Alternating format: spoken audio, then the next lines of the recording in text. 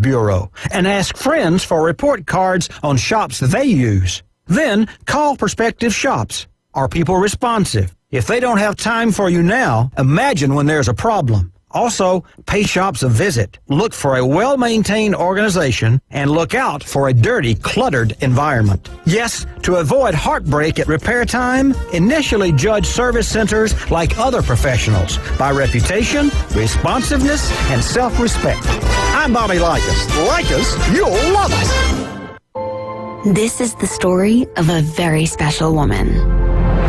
In a matter of seconds, she turned herself into a great mathematician or an entrepreneur. Her knowledge was limitless and still is. She could also make monsters disappear, especially those that lurked in the shadows under the bed. Once, this woman put back together a teenage girl's broken heart, which had been shattered in 1,000 pieces, just by giving her a bear hug. She masqueraded as a regular person at work, but as a superhero at home. Everyone knows her as Gabriella. I still call her Mom. Your hero needs you now, and AARP is here to help. Find the care guides you need to help, complete with tips and resources at aarp.org/caregiving. A public service announcement brought to you by AARP and the Ad Council. NFL. WGSX Lynn Haven.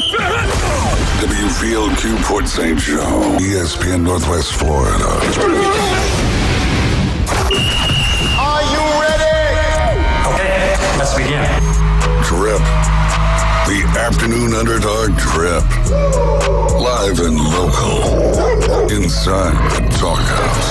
Unleash the dragon. On the Sports Talk Monster. ESPN Northwest Florida. And we're live. You're right on with the Afternoon Underdogs. This is ESPN Northwest Florida. You're in the Doghouse. We're on 104.3 here in Panama City, 101.9 in Port St. Joe. ESPN Northwest Florida, your home for the Atlanta Braves. Oh, man, what a day it's been this afternoon. Got a lot of stuff going on, got a lot of stuff to get to. We're going to have your Minute with Max here in the next segment. Then right after that, we'll get into some traffic jam and trivia. Talk a little bit about those Atlanta Braves who beat the snot out of the Yankees last night, 11-3. That's always a good feeling. I do kind of feel bad for my buddy Austin Regula. He was there at the game, but it was like a hit parade for the first 6 innings. 15 overall hits for the Braves last night. 2 home runs to go along with it. Fun game to watch. Got some more stats to go along with that today when we get into the Braves update. We've been doing our conference record predictions, and today we've got a fun one. We're going to be diving into the Big Ten. I feel like there's a couple of surprises on there. Then there's also a couple of teams like, will they even get a win? Yeah, I'm looking at it like there's some of these teams like I just don't have a whole lot of faith in them. Obviously, Nebraska and Wisconsin breaking in new coaches is interesting, especially with how bad Nebraska's been. I think they're better than their talent level has been. Obviously. Just obviously Scott Frost not being able to get the most out of it. So I'm interested to see what Matt Rule can do. I'm a big Matt Rule guy. But as I'm going through the things, I'm like, I'm not predicting him to win a whole lot of games either. So, we'll see. It'll be interesting to see what it looks like at the end because like we were talking about before the show started, like when you kind of go through team by team and week by week without a set win-loss record in mind, you kind of surprise yourself with some of the predictions you come up with. So.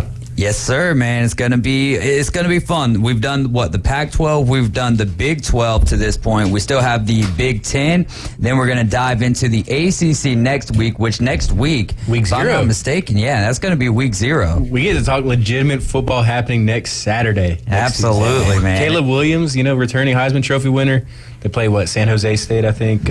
One of those. I believe State you're right. Teams. Yeah. And then Vandy, Hawaii. Hawaii. That's going to be a little bit of SEC action next week. So that'll be. And then week 1, Colorado, TCU. I know I'm jumping ahead a little bit, but Florida, Utah, North Carolina, South Carolina. That one's good. But that's more of a week 1, right? That's week 1. Yeah. Okay. Still a ton of great games, even in week 0, because there's that element of, man, it's been gone for so long. Like the last weekend we had preseason football, and I didn't watch a ton of it. I watched the Titans and the Bears game. Outside of that, just a lot of highlights. I don't think there's a ton to take away from it, but still, whenever I sit down and I am watching, if I have a little bit of time, it's like, this is great. I don't care if I'm watching players who I've never even heard of before. It's still football. It's not the same brand, but we're getting it, and that giddiness is coming back. Same, especially seeing some guys like Jalen Carter making plays, his first snap for the Eagles. You know, seeing some Eli Riggs for the Eagles. Like some Twitter. The Twitter highlight clips are some of the best parts. The best way to watch preseason, because people kind of just combine clips or specific plays for specific players you want to find, and it's a great way without actually having to watch the whole 90-man roster. Now that it's not fun, it can be entertaining, but if you don't care about the team or you're just looking for a specific guy, Twitter's great for that kind of. Well, X is great for that kind of stuff. But some great heroes who. Oh yeah, no. The best part is all these guys that tear it up in the preseason, they get cut. You never hear about them until next preseason. They do something similar, and then they're still just never, legitimate players. And it's funny how that kind of happens. No doubt. We've got Max Delyden in the building. Your Minute with Max is coming up next. How was your trip? You were in a couple different states, right? Wisconsin and somewhere else? Illinois. Chicago, yeah. It's Illinois. How was your trip? It was good, man. It was nice to see some family? Yeah, it sounds like I got out of the heat wave a little bit. So it was like 70 to 75 every day. It was nice. Really? No humidity. Yeah. No humidity? No, because it's all the way up there, like touching the UP of Michigan. So don't even know what that's like. No humidity. I didn't even know this. I know. It's life changing. Then come back here. I bet. It's like, oh man, did I just get in a shower? Essentially, I missed that in the summer. I'll have to spend more time up there in the summer moving forward. There you go, man. We'll just see you during football. Yeah, exactly. Reverse snowbird. Exactly. I like that, man. Maybe that should be more of a thing, and society would get along better. So there's no like pointing fingers at you're Yankee, you Southerner, or whatever. Just not combine the East and the West Coast. No, I'm just kidding. I know. I hate that we're all grouped in as Yankees, even being from the Midwest. Yeah, y'all aren't really Yankees. That's just one of the things. I think that, especially as Southerners, I think that they like to poke fun at anyone that's not in Miami and vice versa. Right. Like Miami and Boca, that's Yankee. Yeah, that's all Northeast coast. I mean, when we first moved to Tampa, nice in the Midwest, not Northeast coast. When we first moved to St. Pete, not Tampa, but still same situation. I don't remember the first restaurant that we actually found sweet tea at. Yeah. It was like, you want tea? And then they bring it back to the table. Like, do you got 100 pounds of sugar I could throw in this thing or something? Come on. Good. I like sweet tea more. How you liking what your Cubbies are doing right now? Man, still in it. Still in it. I saw we're favored on DraftKings now to make the playoffs. We're minus 125, so we'll take it. There you go. We're on whatever book you use, minus 125. Well, I mean, what are y'all, 2.5, 1.5 behind the Brewers? And then right there, sitting right there with the Reds. And we're a little better than the Reds, I think. The Reds are definitely going to have their time in the sun. This year, maybe not so much. They've got some iffy starting pitching. Well, their time has already kind of been in the sun, and they're starting to get that shadow. No, seriously though, because I just meant their progression of their franchise. I guess is going to be they're coming up. Right, but you had all of these debuts and everything, and it was very bright for a while. On top of the NL Central, Joey Votto coming back. Here comes Ellie De La Cruz. Matt McClain's been an under-the-radar guy all year long. Andrew Abbott. And then, there's only so long that, in my opinion, that your youth can, carry, in a 162-game season. Now, if we're playing 80 games or something, the Reds might have been the best team in baseball. Exactly, and that's not to mention, too, they've had a lot of flops, too, with Lodolo, who I really like, but he got injured. Graham Ashcraft, he's been, he's on the mound tonight. He just went under 5 for his ERA. Nick Senzel's been kind of a bust. They optioned him back to AAA. Guys who I feel like had more hype, even like Jonathan India, he's not as good as he was perceived to be. So they're really a mixed bag. I think we can hold them off. It's more the Brewers just because they have 2 aces on that team, and it's always tougher to chase 2 aces. So, well, we'll have a little bit more baseball talk coming for you here in your minute with Max starting at 4:20. You guys can give us a call or text today, 850-215-6290. All right. A couple of headlines to deal with. We didn't really talk a ton about it yesterday, but Ezekiel Elliott signing with the Patriots on a $6 million deal. Dalvin Cook to the Jets, and right after they sign Dalvin Cook, Breece Hall gets activated from the PUP list. Tough for Breece Hall dynasty owners. Well, yes, but how much do you think that really affects Breece Hall's fantasy output? He did have like an Adrian Peterson-esque start to his career. Yeah. It just stinks when you have those like Kareem Hunt, Nick Chubb type scenarios where has Hunt signed? Not yet. Not yet. I think it's still down to the Saints and the Colts is what I'm hearing. But then the Colts. I've got some Jonathan Taylor shares. So. Yeah, Jonathan Taylor's back at camp. So I don't think it matters if it goes to the Colts. I don't know how much those Jonathan Taylor shares are going to stay in Indianapolis at this point, regardless. That's a good point. But I don't blame him. I don't want to live in Indianapolis. So you think that Kareem Hunt? You think that Breece Hall's 2023 could be affected by, I mean, I think it will be affected to some degree, but if Breece Hall's the healthy guy, I think Breece Hall is going to be the one that tote the rock majority of the times, and I think that we're going to see. This is why I think people are saying don't draft running backs early now, because it's almost who do you really have outside of Derrick Henry? Austin Eckler maybe, just because McCaffrey. Right, and McCaffrey, but even McCaffrey with Eli Mitchell. Better part of 2 years though, McCaffrey. I mean, if you're talking injury wise. No, I'm talking about. Oh, you're talking about. I'm not even agreeing though. I'm not agreeing with McCaffrey. Yeah, exactly. Like they're all going to committee, and so that's why you don't find as much value in the fantasy world. Derrick Henry totes the rock all the time, but with Christian McCaffrey, when Eli Mitchell's playing, it is still not getting as much as what we're used to seeing. Christian even McCaffrey Staley gets cute with Eckler sometimes, where I'm like, when they're near the goal line, I'm like, dude, come on. Like, why are you giving it to Josh Kelly or whoever's in? Did you not watch the Patriots and the Seahawks Super Bowl? Come on, man. Yeah, wild stuff. So let's, all right, Zeke to the Patriots, does that affect Ramondre Stevenson more so than what Dalvin Cook to the Jets will do for Breece Hall? In a negative way. Yeah. Well, fantasy impact only here. Really, I would say it's going to be. I think the biggest thing from Zeke, you're going to see him vulture some goal line carries, because for his size, Ramondre Stevenson wasn't a particularly efficient goal line runner last year. But I think you'll still see him heavily using the passing game in between the 20s. I think Zeke's going to spell him some, and I think for the short yardage situation, he's going to be more of a specialty back. Yeah, in a lot of ways. I think the biggest thing for Dalvin, obviously, he's a great receiver out of the backfield. Aaron Rodgers has been known to feature running backs out of the backfield, and Breece Hall was hurt, like week 6, 8, somewhere like that last year. Yeah, honestly. So I think they're going to be slowly working Breece Hall back. So I think beginning of the year, you could see a heavy Dalvin workload, and then slowly work Hall back, and then kind of at that point, now you have a healthy Hall. You can let Cook rest a little bit as they head towards a playoff hopeful stretch for them. Right. But fantasy-wise, I think Dalvin could spike early, kind of temper off late, and then come playoff season, it may be a little iffy between the two. And I think another thing with the Jets is not only will Dalvin Cook possibly disrupt Breece Hall's production in the world of fantasy football, but also Michael Carter has that very same ability to kind of step in and take some carries. And if you're the Jets and you care more about winning than anything, and I think we're going to see a lot of this year, it's going to be a Dalvin Cook, a Breece Hall, Michael Carter, whoever else they can put out there. They're going to find a way to utilize all of these guys and keep defenses on their toes. Right. And maybe this is a little bit of a hot take, but I feel like Dalvin Cook's name carries more than his skill. Yeah, name recognition. Because he's always hurt. It was like even in mid games where he might not go on the IR, you see Alexander Madison coming in all the time on the Vikings. I don't know. He doesn't strike me as a guy who you're going to get more than 10 games out of, but maybe that's...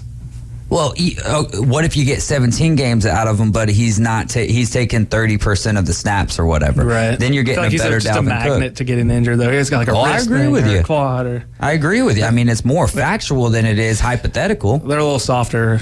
FSU guys, Oh, wow. Now, 850-215-6290. If you have an issue with what Max DeLayden just said, you can go ahead and get on the line with him.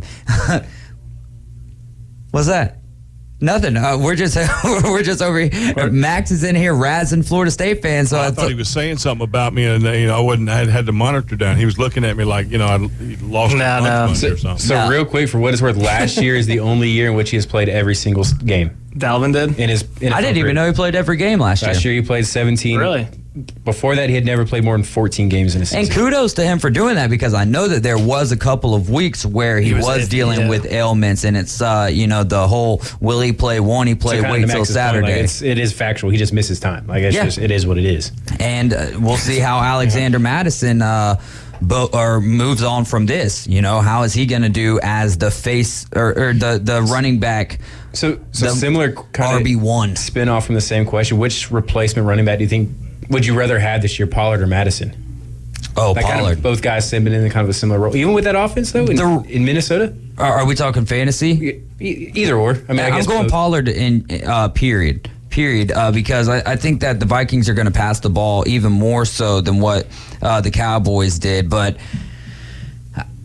Pollard's going to be involved. I would think that Pollard's going to be more involved in the passing game for the Cowboys than what Madison is going to be for the Vikings. I still think he's going to be involved, but it's a very close margin. I would take Pollard. One, we've seen a lot more of him being explosive and all of that.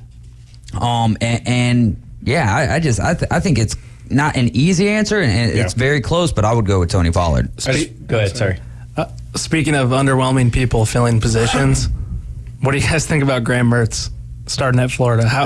Just take us way off the grid here. I'm sorry, I was just thinking, I had to ask. What's college football? What are they going to do, though? Go Jack Miller?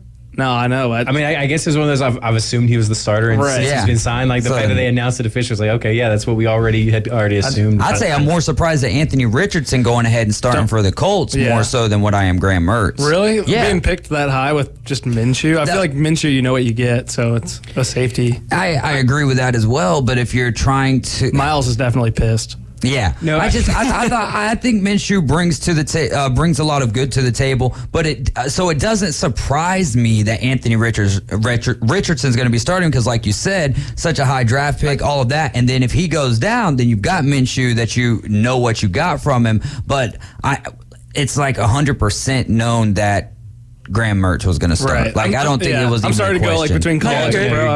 I think the biggest thing for Anthony Richardson is he just lacks experience. That's the biggest thing he's missing. Kind of similar to Trey Lance and accuracy. Well, I think part of that can come from experience. Game reps and learning how to read defense a little bit. Obviously the accuracy. He can throw those picks better in the future. But I think at a certain point, the guy, he hasn't played a lot of top shelf football. He's 13 games at Florida. It's just not a ton, in the grand scheme of things. And I think just at this point, see what you got out of him, and hope for the best. Well, do you think Napier's got the hottest seat in the SEC right now? I don't think his seat's hot at all. I think Jimbo's seat's hotter than Napier. Yeah. If we're talking just SEC, I think there's. I don't think they're going to be that. I know. No, I think the Gators are going to struggle to win 5 or 6 games. And I think A&M's going to struggle too. And that's going to be for that. See, I highly agree. Florida could be like a 5-7 type team, 6-6. But I think the schedule this year, next year, kind of gives the fans he's still building. They blame Mullen for a lot of their stuff, and as far as being a poor recruiter and everything. And what was the biggest thing that they were mad with Mullen about? Recruiting, and especially at the quarterback position. However, with Napier, I think you brought it up 2 weeks ago. He's got a top 5 class right now. Top 3, 10, top 5. Yeah. So I think his seat is a lot safer than the average fan would think. Would you say Jimbo's got the hottest in the SEC? Yes. Oh man. Who else is out there though? I would say Drinkowitz in Missouri, but they just gave him an extension after last year. They're almost like Kentucky, where it's like if you're winning 8 games. Yeah. Lane Kiffin just got an extension after the whole Auburn. Hugh Freeze is his first year. The guy at Mississippi State is his first year. The guy at Vandy just got an extension. Our Nets could be not hot, not like that, but just this year. to go from the air raid. Mike Leach is the head coach and all of that, and then you come in and you're kind of the place setter, if you will. You're filling in, and you're a defensive minded coach. So if it doesn't work out, let's say they go 4-8, I could easily see Mississippi State saying, you know what, we tried this as like a 1-year rental idea, but it's not going to work out moving forward. I guess the bigger point is I'm not sure there is a hot seat in the SEC. Yeah. Jimbo Vandy, is that a new coach or is that he's his 3rd year? He's an alum, and they just gave him an extension. He had they went 5-7, beat Florida last year. So for Vandy, that's a pretty solid year. So I think it's that's a bar. Yeah. If we're being honest. You're right. Now the baseball coach can't get away with that. No. I think it'd be very unlikely you see major head coaching turnover in the SEC this year. I think that's kind of more where we're at, more so than. Yeah, I'm trying to go through. I want each and Napier every to team succeed. right now. It just stinks that everything He's that's happened with Florida. And Mertz is the guy you got to hang your hat on for now. Is that's not what you want. After watching him at Wisconsin, he was so underwhelming. Right. What'd we get out of Graham Mertz? Nothing. One game. His first ever good game, or his first ever game at Wisconsin, he was lights out. But who was that against? I don't even remember. That doesn't matter. He was lights out, though. I thought it was it was like one of those, Nebraska or somebody maybe. Yeah, it was something like that. Yeah, it could have been Northwestern. Yeah, maybe. I do kind of like how the Big Ten does throw out some conference games week 1 and stuff like that. Yeah, I do. Yeah, we've got Ohio State week 1. Yeah, like that. Take Ohio State. Ohio State's had a handful. Purdue, they played Purdue, I think, week 1 a couple times. Here recently, they had Minnesota a couple years back. That ended up being a much tighter game than people thought. Yeah, it would be. Last year in Dublin, it was Northwestern and Nebraska, I believe. Yep, I think this so. year, what is it? Who's in Dublin this year? Is Notre Dame there this year? I think it's Notre Dame, FSU or not last year. Is it Notre Dame coming up year? FSU's so lucky they're not playing Notre Dame this year. Really? I think Notre Dame getting Hartman. I think I'm like a very avid Notre Dame hater, and I think they're a little underrated this year with Hartman. They could be. I'm really interested to see how Hartman does outside of that scheme, because if you watched any Wake football, that extended mesh point that they ran was one of the more unique schemes I've ever seen in football, and so I'm interested to see if he does better or worse without that going on. Oh, Mertz tore it up against U of I, and that was when U of I was awful.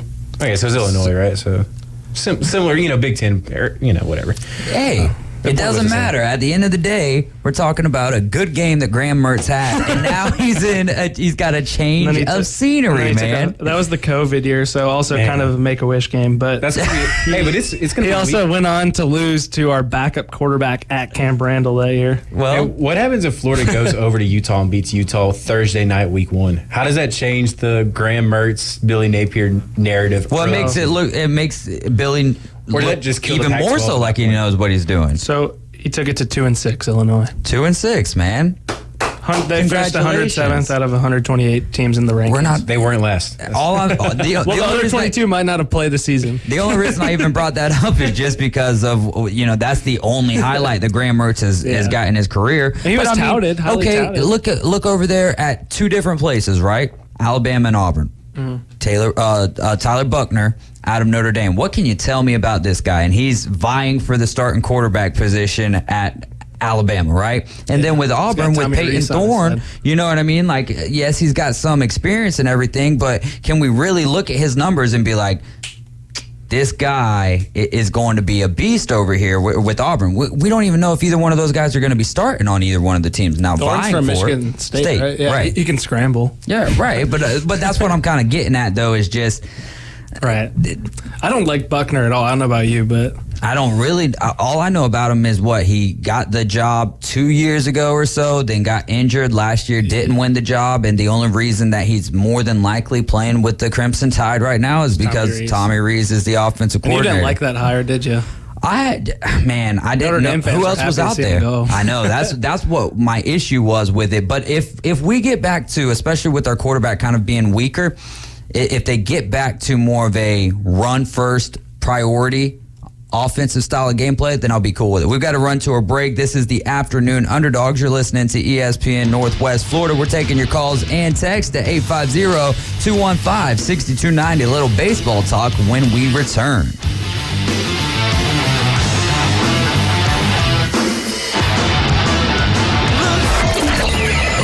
Set your alarm clock to wake up with the Coach Hales Show on ESPN Northwest Florida. In-depth local and college sports from expert insiders and a dash of controversy. Can be deadly. Weekday mornings 7 to 9. Nothing says good morning like a drunken human alarm clock. We're live from the J. Michael Studio. We all know he loves the Florida Gators, but that's okay. ESPN Northwest Florida. I can control the world. This is Joanna with ESPN Northwest Florida with your Tuesday's weather. The remainder of the day, there will be a moderate breeze out of the southwest, likely thunderstorms and light sprinkles, and 91. Sprinkles and likely thunderstorms tonight, a little cooler at 80. Tomorrow, likely thunderstorms and heavy rain and a high of 89. This forecast is sponsored by Mid-South Lumber, the best little lumber yard in Panama City. Thank you for listening to ESPN Northwest Florida. Rely on it.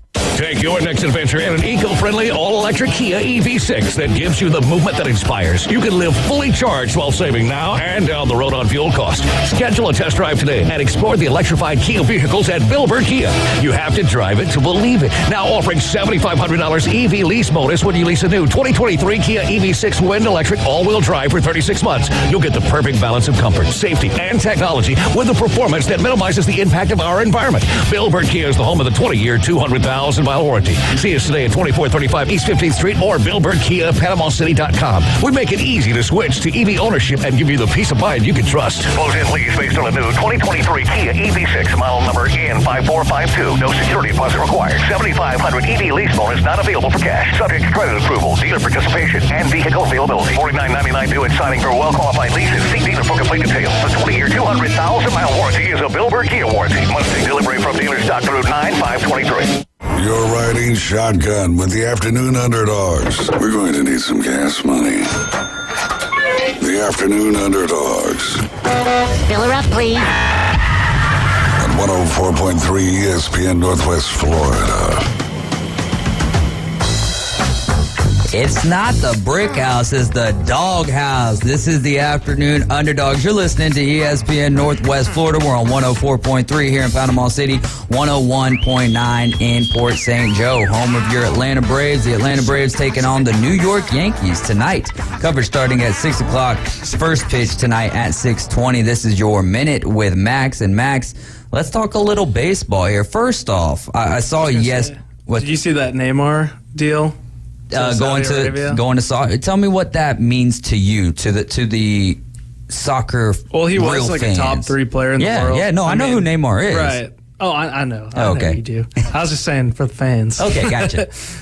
He was a top 3 player at Barcelona. Went to Paris Saint-Germain, who's also a mega club. Unfortunately, that's where a lot of players don't develop. I don't know the last player Mbappe's from there, but he hasn't developed from there. The only player I can think of who's developed from there is Verratti. He took $326 million, and he's still in his prime. He's 31 years old. A good way to put it for him is he's the prince who never became a king. So he's kind of a guy who never really fulfilled his expectations. But he's got a sweet deal: $326 million for 2 years. $546,000 per social media post about the team, $87,000 per win, a mansion, and a private jet. Can I ask, when they say that, when that's in their contract, like $546,000 per post or whatever, is that like, do they per day? Yeah, well, I was about to say, is it unlimited? Because I'd just be sitting there like, here's a new post. Oh, I like chocolate milk or whatever. Like, you know, and then you put it on your story too. It disappears in 24 hours. So there you go, man. But yeah, his dad's his agent, and they've always been known for just like getting the best deal possible. And it's another thing where it's like it's a bad look for him optics wise, but it's a good look for Messi. So he's the only one who's like a stud still. I mean, 5 goals and 3 matches. Yeah. He's lived up to the hype. I mean, shouldn't Neymar and Ronaldo just come on over to the MLS? And I bet Ronaldo regrets it a little. He's saying... You think so? I think so, because he's a big, like, optics, what do people think about me? He's like inverse Aaron Rodgers, although I think Aaron Rodgers does care what some people think about him. It's tough. It is tough, man. But what do you think makes that... Do you think that the Saudi leagues are being watched as much as what the MLS is? No, and I hope it doesn't really go that way, because I would love to see U.S. soccer get more. I mean, with Messi, it's getting a lot more acknowledgement and stuff. And there's some people who, because people always on Twitter, gripe that ticket prices are way higher every time Messi comes to town. It's, you pay for the product, and that's the best player in the world, best to do it, and he's still top 3 player in the world. What sport does that not happen in? Like if Aaron Judge is coming to town, if Shohei's going to town, LeBron, no matter where he's at, those ticket prices are going up. And you play less games in the MLS, and this is he's an undisputed greatest of all time player, so it's really cool to see him playing at this level. The MLS just has to be ecstatic about this. Yeah, I mean, it's getting people who could care less about soccer to some extent outside of the World Cup years, and here it is. And I think that is driving up every single facet of the game for the MLS. Yeah. For soccer in America, maybe not just the MLS, but just for Americans who enjoy soccer, and then Americans who maybe before hearing about Messi and stuff could care less. Absolutely. Let's move on over to some baseball here. It's been quiet on that Shohei Ohtani front. No way he stays with the Angels past this year, right? I mean, they tried their best. Now, and they tried their best at the deadline. Yeah. They were in a decent position and have been absolutely terrible since then. And it's like they have tried. They didn't add anyone that was a crazy impact. They had CJ Cron and Lucas Giolito, where you had the Rangers adding Max Scherzer. It's just they didn't try. The Astros added Justin Verlander, and then like Lucas Giolito is not a great consolation prize. He's third or fourth best arm on your team. Would have Lance Lynn fit in better with the Angels than what Giolito? Probably not. Giolito's a little better just because he's younger too. But either way, like it was really kind of a half effort to make a push, and I think he sees that the writing's on the wall. Trout is only playing about 120 games a year tops now, and his contract, no one's going to take that contract. I think you put a lot of money into Anthony Rendon, who doesn't even like to play baseball. He said that, so it's not like you've said that before. Every time, it's like, dude, like what are they doing? Like it's like how you and I have always said. There's organizations that just don't get it, and they're one of those organizations that don't get it. It stinks that you can be one of 30.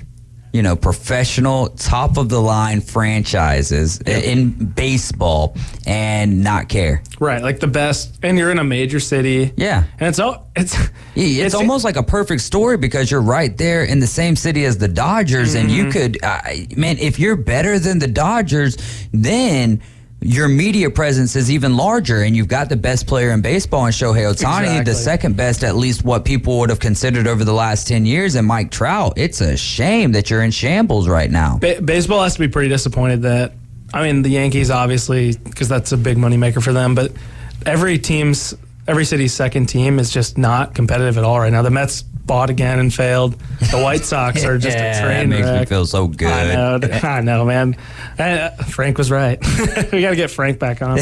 And then I don't think we could keep him from cussing now. No.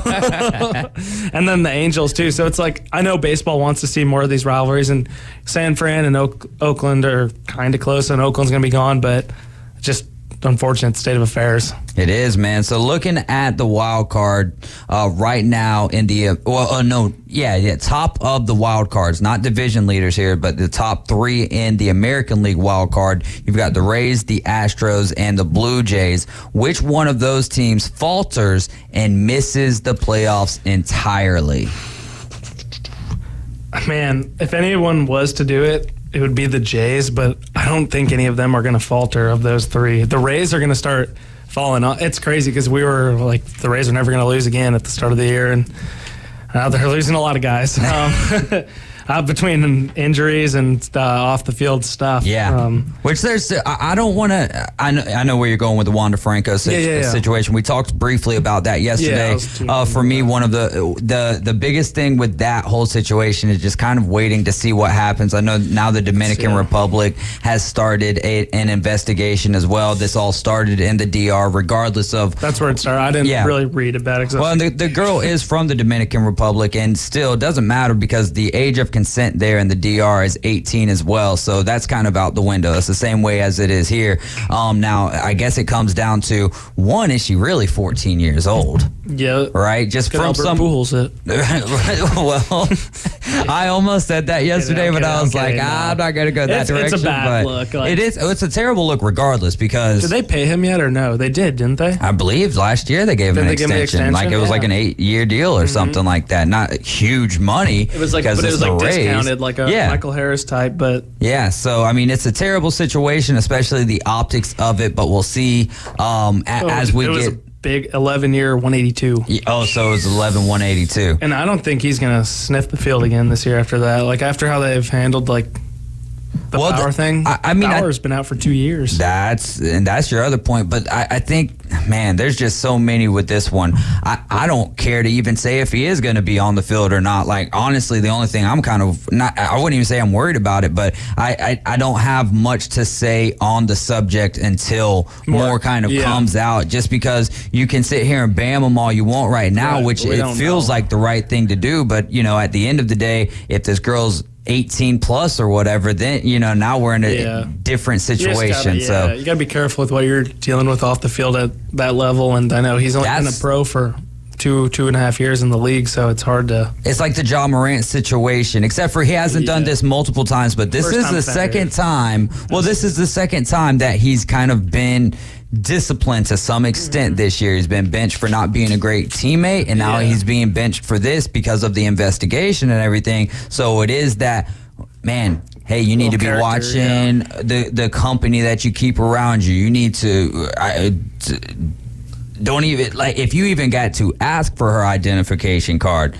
get away from it. Yeah. You know what I mean? Yeah, we could go on for a while on that one. Exactly. So either way, we'll find out more about that in the future. But Rays, Astros, Jays, all three of those end up making the playoffs? I think so. If anyone were to not make it, I would say it's the Jays. Astros just have that winning culture. Whether you like them or not, they'll be there. I'm not totally counting them out. The Rangers are red hot right now, but the Astros just get it, and getting Verlander's huge. Their arms are slowly coming back, and they've been pretty beat up all year. Alvarez was out for a while, and they're still right in the hunt and then the mix of things, and there's that thorn in your side that doesn't go away. Who do you think made the better pickup between the Rangers and the Astros? Like between Scherzer and Verlander? Honestly, it's kind of a push for me. I think the familiarity with Verlander, because he's already been dialed since rejoining them. It's just, you can tell he's comfortable. But I will say to the Rangers, that's the first time they've really bought at the deadline and made a move in a long time. And adding Jordan Montgomery with that, which I know you didn't ask that question, but it kind of adds the kicker that they like adding two instead of one.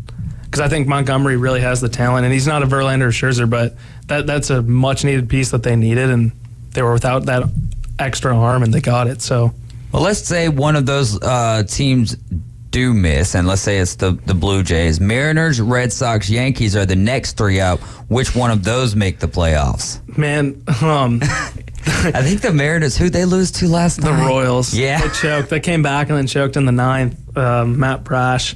The Mariners are very talented. They have very good arms. They just find ways to lose. They can't get out of their own way. Jared Kelenic hasn't been good since April. Julio Rodriguez has underperformed this year. And their arms have been good. All their young arms are good. I mean, Logan Gilbert has been. That was someone I was a little more bearish on. He has really good of like the nerd stats go with him, but he's not. He doesn't really execute. He's a big 3 earned runs guy. But Kirby's been good. Emerson Hancock's on the mound tonight. He's been phenomenal. They should beat the Royals. I think it's Jordan Lyles, who's awful. I don't know how he's still in the league. Yeah, it was Brady Singer, I believe, going for the Royals last night. Yeah. That's another organization we could go on a long time. The Royals, the Rockies. I mean, but at least they've got a World Series in the last, 20 years? That's true. And the Angels are nowhere near that. Right, no. I mean, Rockies nowhere near that. But see, here's the thing. Tell me a player, who was a superstar on those Royals teams? You can't. Right, but Zobrist, baby. Right, I mean, but that was the thing. It was like a small ball thing. I know Terrence Gore was on that squad. Yep. But when it comes to the Angels, well, he was, man. I mean, he's a hometown hero. So I'm serious. I know, he was on the Cubs, too. Yeah, exactly. and the Braves. There was a wild card game I was watching, like the Barstool feed of it. And we were at 2 outs, and Terrence Gore was up to bat because we were out of pinch hitters. And Big Cat was like, Terrence Gore, bunt, Javi Yabo. And then Terrence Gore struck out. He's like, why are you swinging? Yeah, but maybe should have listened to Big Cat in there, but he still got more World Series rings than people we have in this room right now. Yeah. But yeah, no, with the Angels, I mean, just to watch that wasted all He's away. Never been in the playoffs. He's been to the playoffs. He's played 3 games in the playoffs. Did he play 3 it was like 2014 and not a great track record. Yeah. Huh. He's been to the playoffs 1 time, but outside of that, wasn't it like a wild card though? I thought it was like, oh, so I mean, it is what it is. Though we've got extra. How many wild card seeds we got now? 3 of them. Let's go over to the National League now. We've got the Phillies, the Giants, and the Marlins. Now, raise your hand if you would have thought 2 out of those 3 teams would have been in the wild card running this deep into the season at the beginning of the season. So, Phillies, Giants, and Marlins. Which one of those 3 teams do you think will miss the playoffs? You got to choose one. I got to go with the Marlins. I think the Marlins are kind of running on borrowed time. I like what they're doing, but they're not. The Giants are another team that just like doesn't make sense, but they win games and they're super like they just pull out these guys like Robert Walker. They have Jacob Junis on the mound tonight. I know I'm biased, but I think the Cubs are going to sneak in there in that 3rd spot. I know we're a game out right now. You can't skip ahead of my question like that, man. Sorry. No, it's okay. We'll ask. Cubs, Reds, D-backs. They're the next next 3 teams, but go ahead. The Cubs have a really favorable schedule coming up here. We got Tigers, Royals, Pirates, White Sox. So it's now or never on making a push. And thankfully for us, the Marlins have to play teams like the Braves more often, so we're pretty lucky there. But they've got to play the NL East more. Yeah, the Braves have a tough schedule coming up too. Like to some extent, not saying the Yankees, even though the Yankees are still the Yankees in name. Yeah, it's been fun to watch. They're going to have the Giants, the Dodgers. They've got a little West Coast trip that they've got to get on. I love seeing the Braves being like minus 225 against the Yankees. Yeah, it's a good it's just feeling. satisfying to see. Well, even going into it last night, I think the Yankees jumped out to like a 2-0 lead or whatever. Yeah, 11-3. It was just like hit after hit after hit. And I wouldn't doubt it. I mean, I know Elder's been a little shaky lately, but Luis Severino he's going to be joining Alek Manoah in AAA soon. Oh man, it's even worse for Manoah though because the Jays did him so dirty, man. Well, like what they drop him down to was it single? Him down to below single A, like the rookie. So ball. like rookie ball. And the Yankees, 18 and 19-year-olds, lit him up for 9 earned runs. And then they bring him back. They bring him back to AAA for a couple starts. Decent. He did decent. He did okay, AAA. Yeah. He had one where he gave up like Gets 5. back to the show. Has one good game against the Tigers, and Jays fans like wherever they are, I guess in Toronto. I don't know any real Jays fan. It's like, oh, Alek Manoah's back. He's gonna be back to his 2.7 ERA self. Gets shellacked. Now he's back down. Like he's got to be within his thoughts. I mean, yeah, he's back to AAA now. So yeah, they should have just kept him in for a little bit because there's got to be mechanics off. And like we were saying, I really think the pitch clock does. No, you said that. Him. Yeah, you said that. I was saying well, thanks for giving me some of the credit. Absolutely. The Afternoon Underdogs said the Afternoon Underdogs said it first. There you go.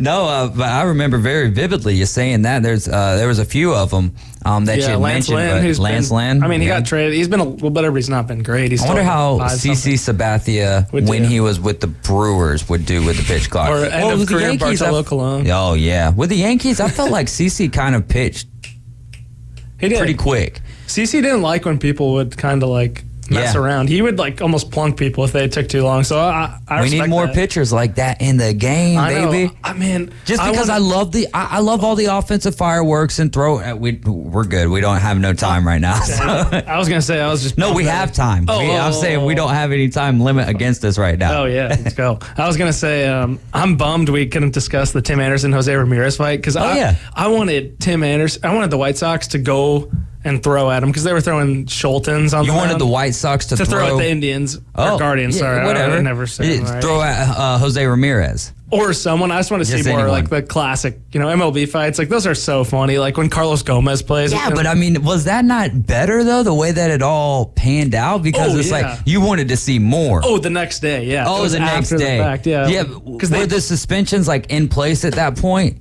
Yes, but they were appealing it. And Anderson, they sat just because he's a bum anyway. And then Jose Ramirez, Francona's smart. He designated hit him just because he didn't want there to be any chirping when he was fielding and. Not that the White Sox get to third base often, but...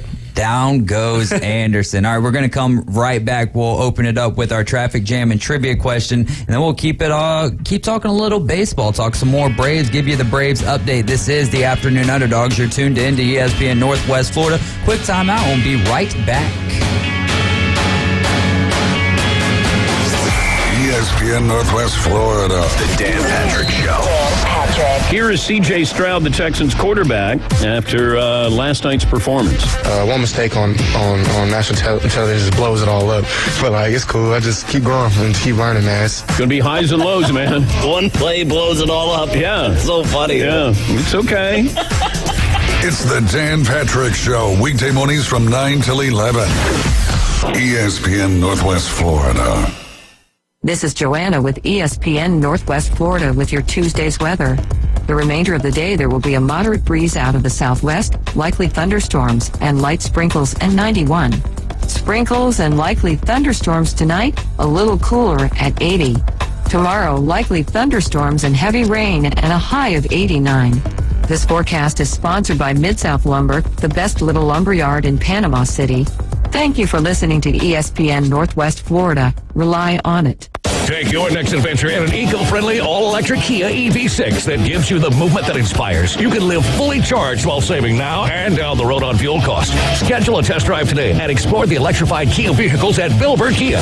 You have to drive it to believe it. Now offering $7,500 EV lease bonus when you lease a new 2023 Kia EV6 Wind Electric all-wheel drive for 36 months. You'll get the perfect balance of comfort, safety, and technology with a performance that minimizes the impact of our environment. Billboard Kia is the home of the 20-year, 200,000-mile warranty. See us today at 2435 East 15th Street or BillboardKiaPanamaCity.com. We make it easy to switch to EV ownership and give you the peace of mind you can trust. Close-in lease based on a new 2023 Kia EV6 model number N5452. No security deposit required. $7,500 EV lease bonus not available for cash. Subject to credit approval, dealer participation, and vehicle availability. $49.99 due at signing for a well-qualified lease and see dealer for complete details. The 20-year, 200,000-mile warranty is a Billboard Kia warranty. Must take delivery from dealer stock through 9/5/23.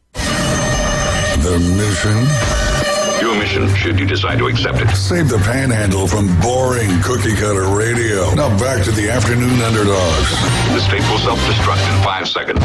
104.3 ESPN Northwest Florida. Let's play a little traffic jam and trivia here. So the way I have this worded is, did Dan Marino have more or less than 100 yards rushing in his career? That's just a little too easy. So how many rushing yards did Dan Marino have in his entire career?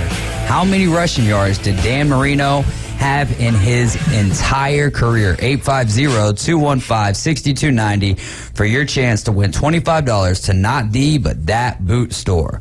And a 12-pack of Buffalo Rock. And I got me a nice little cold water right here for a very hot afternoon. I was in and out of the show yesterday, like listening. I had to do some work. But did you guys talk about the Michael Orr situation? Not very much. Go ahead. I was just curious what your guys' thoughts were, because I know it's one of those things where you got to wait and see what comes out, but... Well, I don't know. It's so bizarre, isn't it? It's such a weird situation. It happens like every year. It happens every year, I feel like, though. Since the movies came out, actually, really since his professional career, and I'm exaggerating saying every year, but I can guarantee you can go back, and 3 years ago there was an issue, and not last year, but 3 years ago I would say there was an issue, and I don't think that it ever got to this point where now the conversation is almost seeming to revolve around the adoption. But that's where I feel like that's what the narrative is being pushed, where it's really about why isn't it not focused on he didn't get no money from the movie and the other family members got like... He did, right? Because didn't he write a book about it?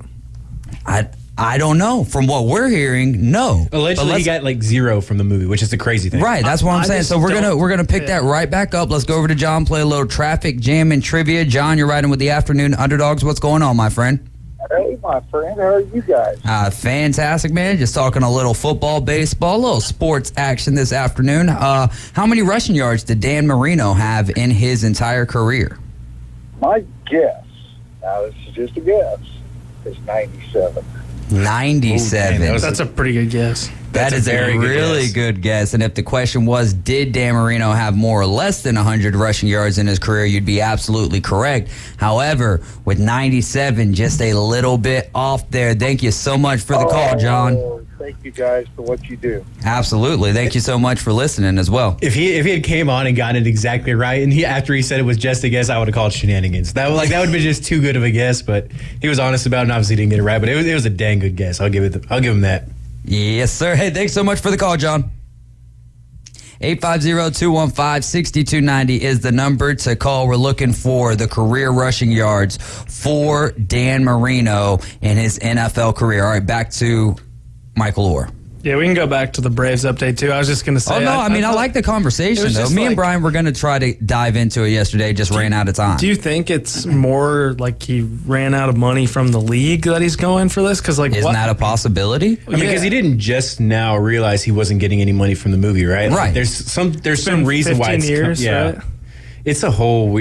what's crazy is, isn't the head coach in that movie Hugh Freeze? Like, isn't that the high school head coach? Is that who they have doing I think that's who it's supposed to be. Like, I thought that was his high school head coach was Hugh Freeze. Oh, really? Like, I want to remember that being a thing. I could be dead wrong. I can't imagine, too, like, Ole Miss and, like, the Tui family. Like, that's a tough group to go against, it sounds like. I see so many sides of the situation. Obviously, it's messed up that he got zero money from the movie, and I just don't understand how that happened. Is that true, like confirmed too? I don't know, and I'm not going to speculate a whole lot. Right, that's the issue with all of this stuff these days is it just comes out, and I get it. Like if I was a reporter or whatever, like yes, 100%, but man, I feel like there should be like this. If you report a story and it turns out all of your facts were in fact not factual, anything that you made, financially speaking, should have to be returned. And of course, that's never going to happen like that. That's just not the world that we live in. But it is one of those situations. And I mean, let's spin that on me though. Let me sit up here and if I say anything that is incorrect when it comes to pertaining to the facts, then, I lose my paycheck, which, is like, whatever. That's, I mean, it's my livelihood. So, but it's just not a large sum of money at all. But it is one of those things. I mean, I think that with us, it's like Colin Cowherd and all of those, but they're not talking on stories like these.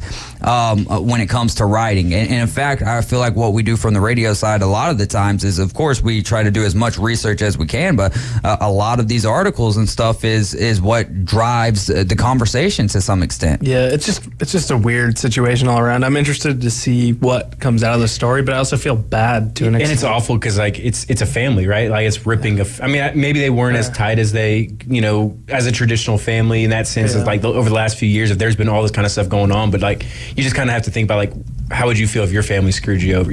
On top of everything else, it's a sad situation. Well, what makes that even more though is well, yeah, but I mean, Hollywood can turn anything into a feel-good story or to a bad story or whatever, and at the time that's what it was, but not. I think the thing that makes me think the most out of it is what you just brought up, like. Did he run out of money? Like, why is he just now figuring out that he didn't have anything, that he wasn't getting any type of financial gain from his name, image, and likeness? Because some of the other things that I've read is, he basically, when he signed whatever to the company that was producing the movie, he basically signed his rights away to that. But why is he signing his rights away to the name, image, and likeness or whatever? But the rest of the other 4 or 5 family members isn't, and they got like other proceeds and $225,000 or whatever. So it's just it's a lot of blurred lines again, and one of those situations which with this one with Wander Franco, we will find out. We will find out at least something closer to the truth. With this one, who knows? Exactly. It's like that. Who are the two? They were like a couple or whatever. Amber Heard and Johnny Depp or whatever. Like that whole. Yeah, I mean, but did it ever feel like it was like open and shut case or whatever? Or more or less just like a former Hollywood couple. Craziness. Just exactly. But Hugh Freeze was Michael Orr's high school coach in the movie or in real life. Well, both. Like in real life, but his coach, his name was Coach Cotton in the movie. Okay, but that was Hugh Freeze. Like Hugh Freeze coached him. Hugh Freeze was the actor in the movie. No, Hugh Freeze was Michael Orr's actual head coach. Did he coach him at Ole Miss as well?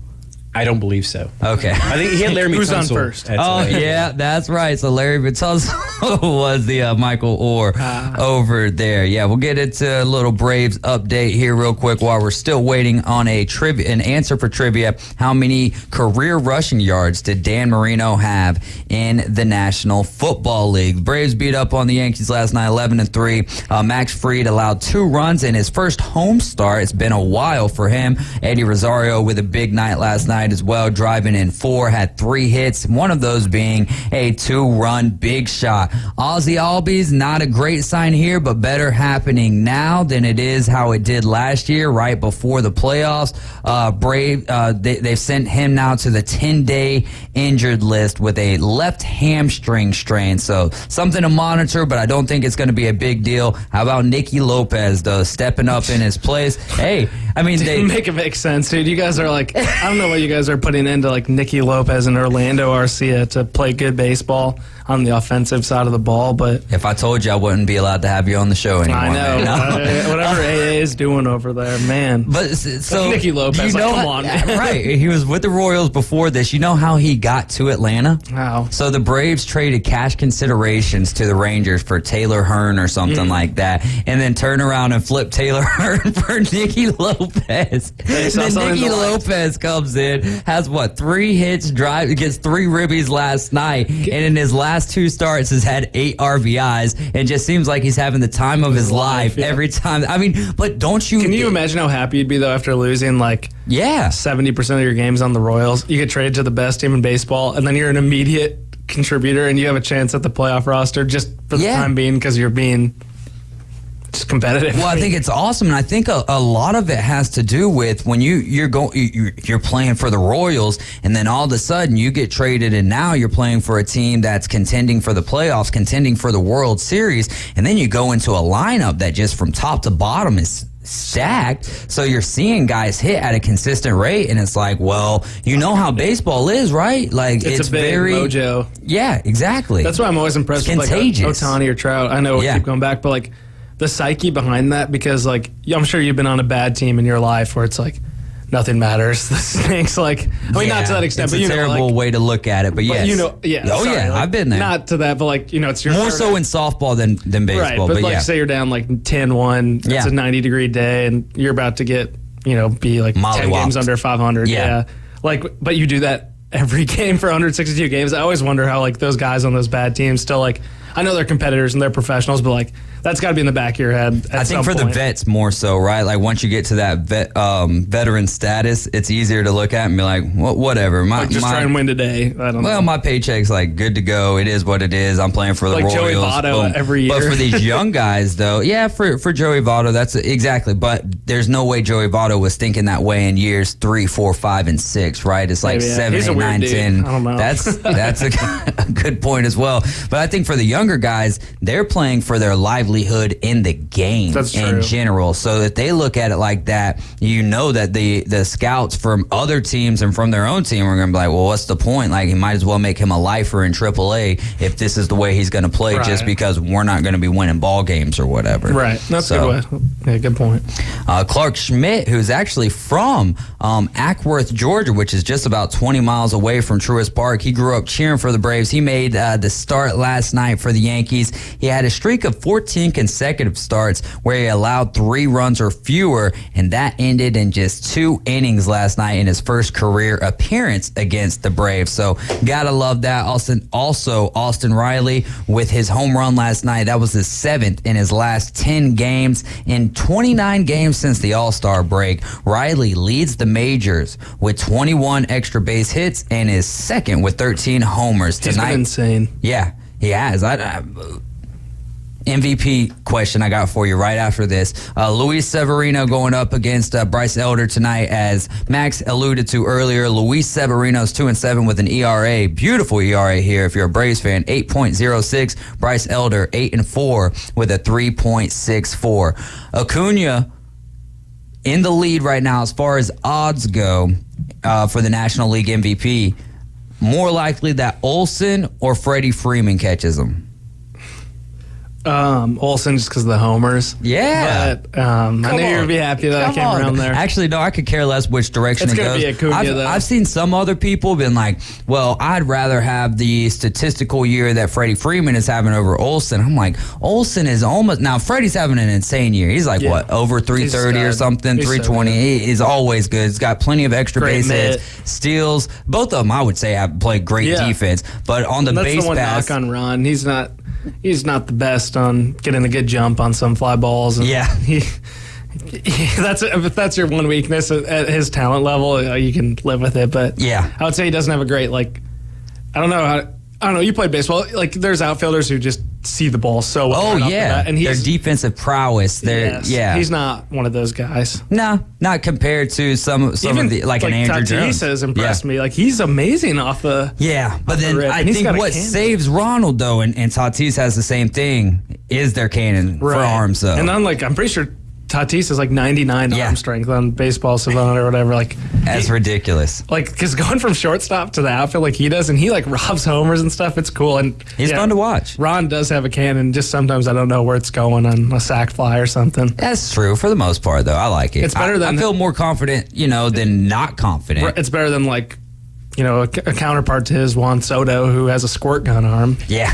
Like, he's like one of the most menacing hitters, and then dude can't throw. Yeah. And Michael Harris plays really good defense. Really, the question mark for the defense is going to be during the playoffs, who's going out there with left field. Oh, back to Nicky Lopez. And if you can fit Grissom in, because Grissom's not a great... In the playoffs? Well, do you think he has a chance of making the roster or no? Because he's had a pretty good... No. You don't think he has any chance after getting called back up? I think it's going to be Nicky Lopez. You don't think on recency bias? Because like Grissom's done pretty good in AAA. Like, I think there's a discussion. He has, but I think that Nicky Lopez will get the nod over him.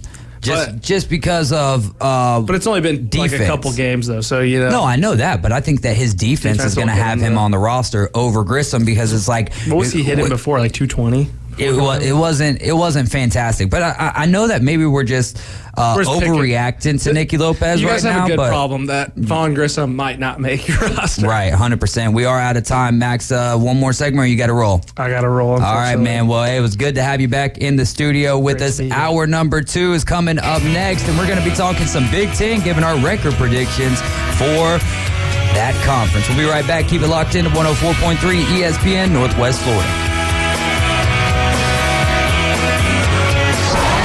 ESPN Northwest Florida.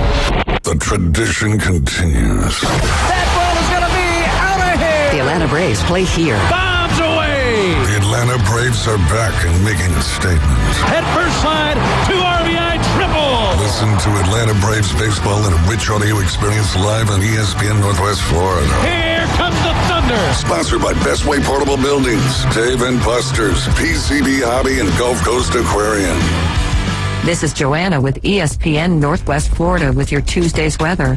The remainder of the day, there will be a moderate breeze out of the southwest, likely thunderstorms and light sprinkles, and 91. Sprinkles and likely thunderstorms tonight, a little cooler at 80. Tomorrow, likely thunderstorms and heavy rain and a high of 89. This forecast is sponsored by Mid-South Lumber, the best little lumberyard in Panama City. Thank you for listening to ESPN Northwest Florida. Rely on it.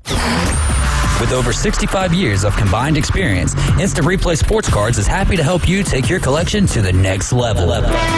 They carry all the new hobby boxes, signed memorabilia, and supplies, new and vintage cards, and Pokemon. They sell and trade cards and are always looking to buy. They're an authorized source for Topps, Panini, Upper Deck, and Leaf cards. Instant Replay Sports Cards is open 7 days a week at 752 West 23rd Street, down from Academy Sports. It can always be reached at instantReplaySportsCards.com. Hi folks, it's Tracy with Tracy's Fine Jewelry and Coin and Bullion Reserves. Did you know that we do more than just sell some of the finest jewelry in town? We can engrave on your wedding band, locket, Yeti cup, or almost anything. Need your watch battery changed? We can do that too. Our expert will even evaluate your coin collection.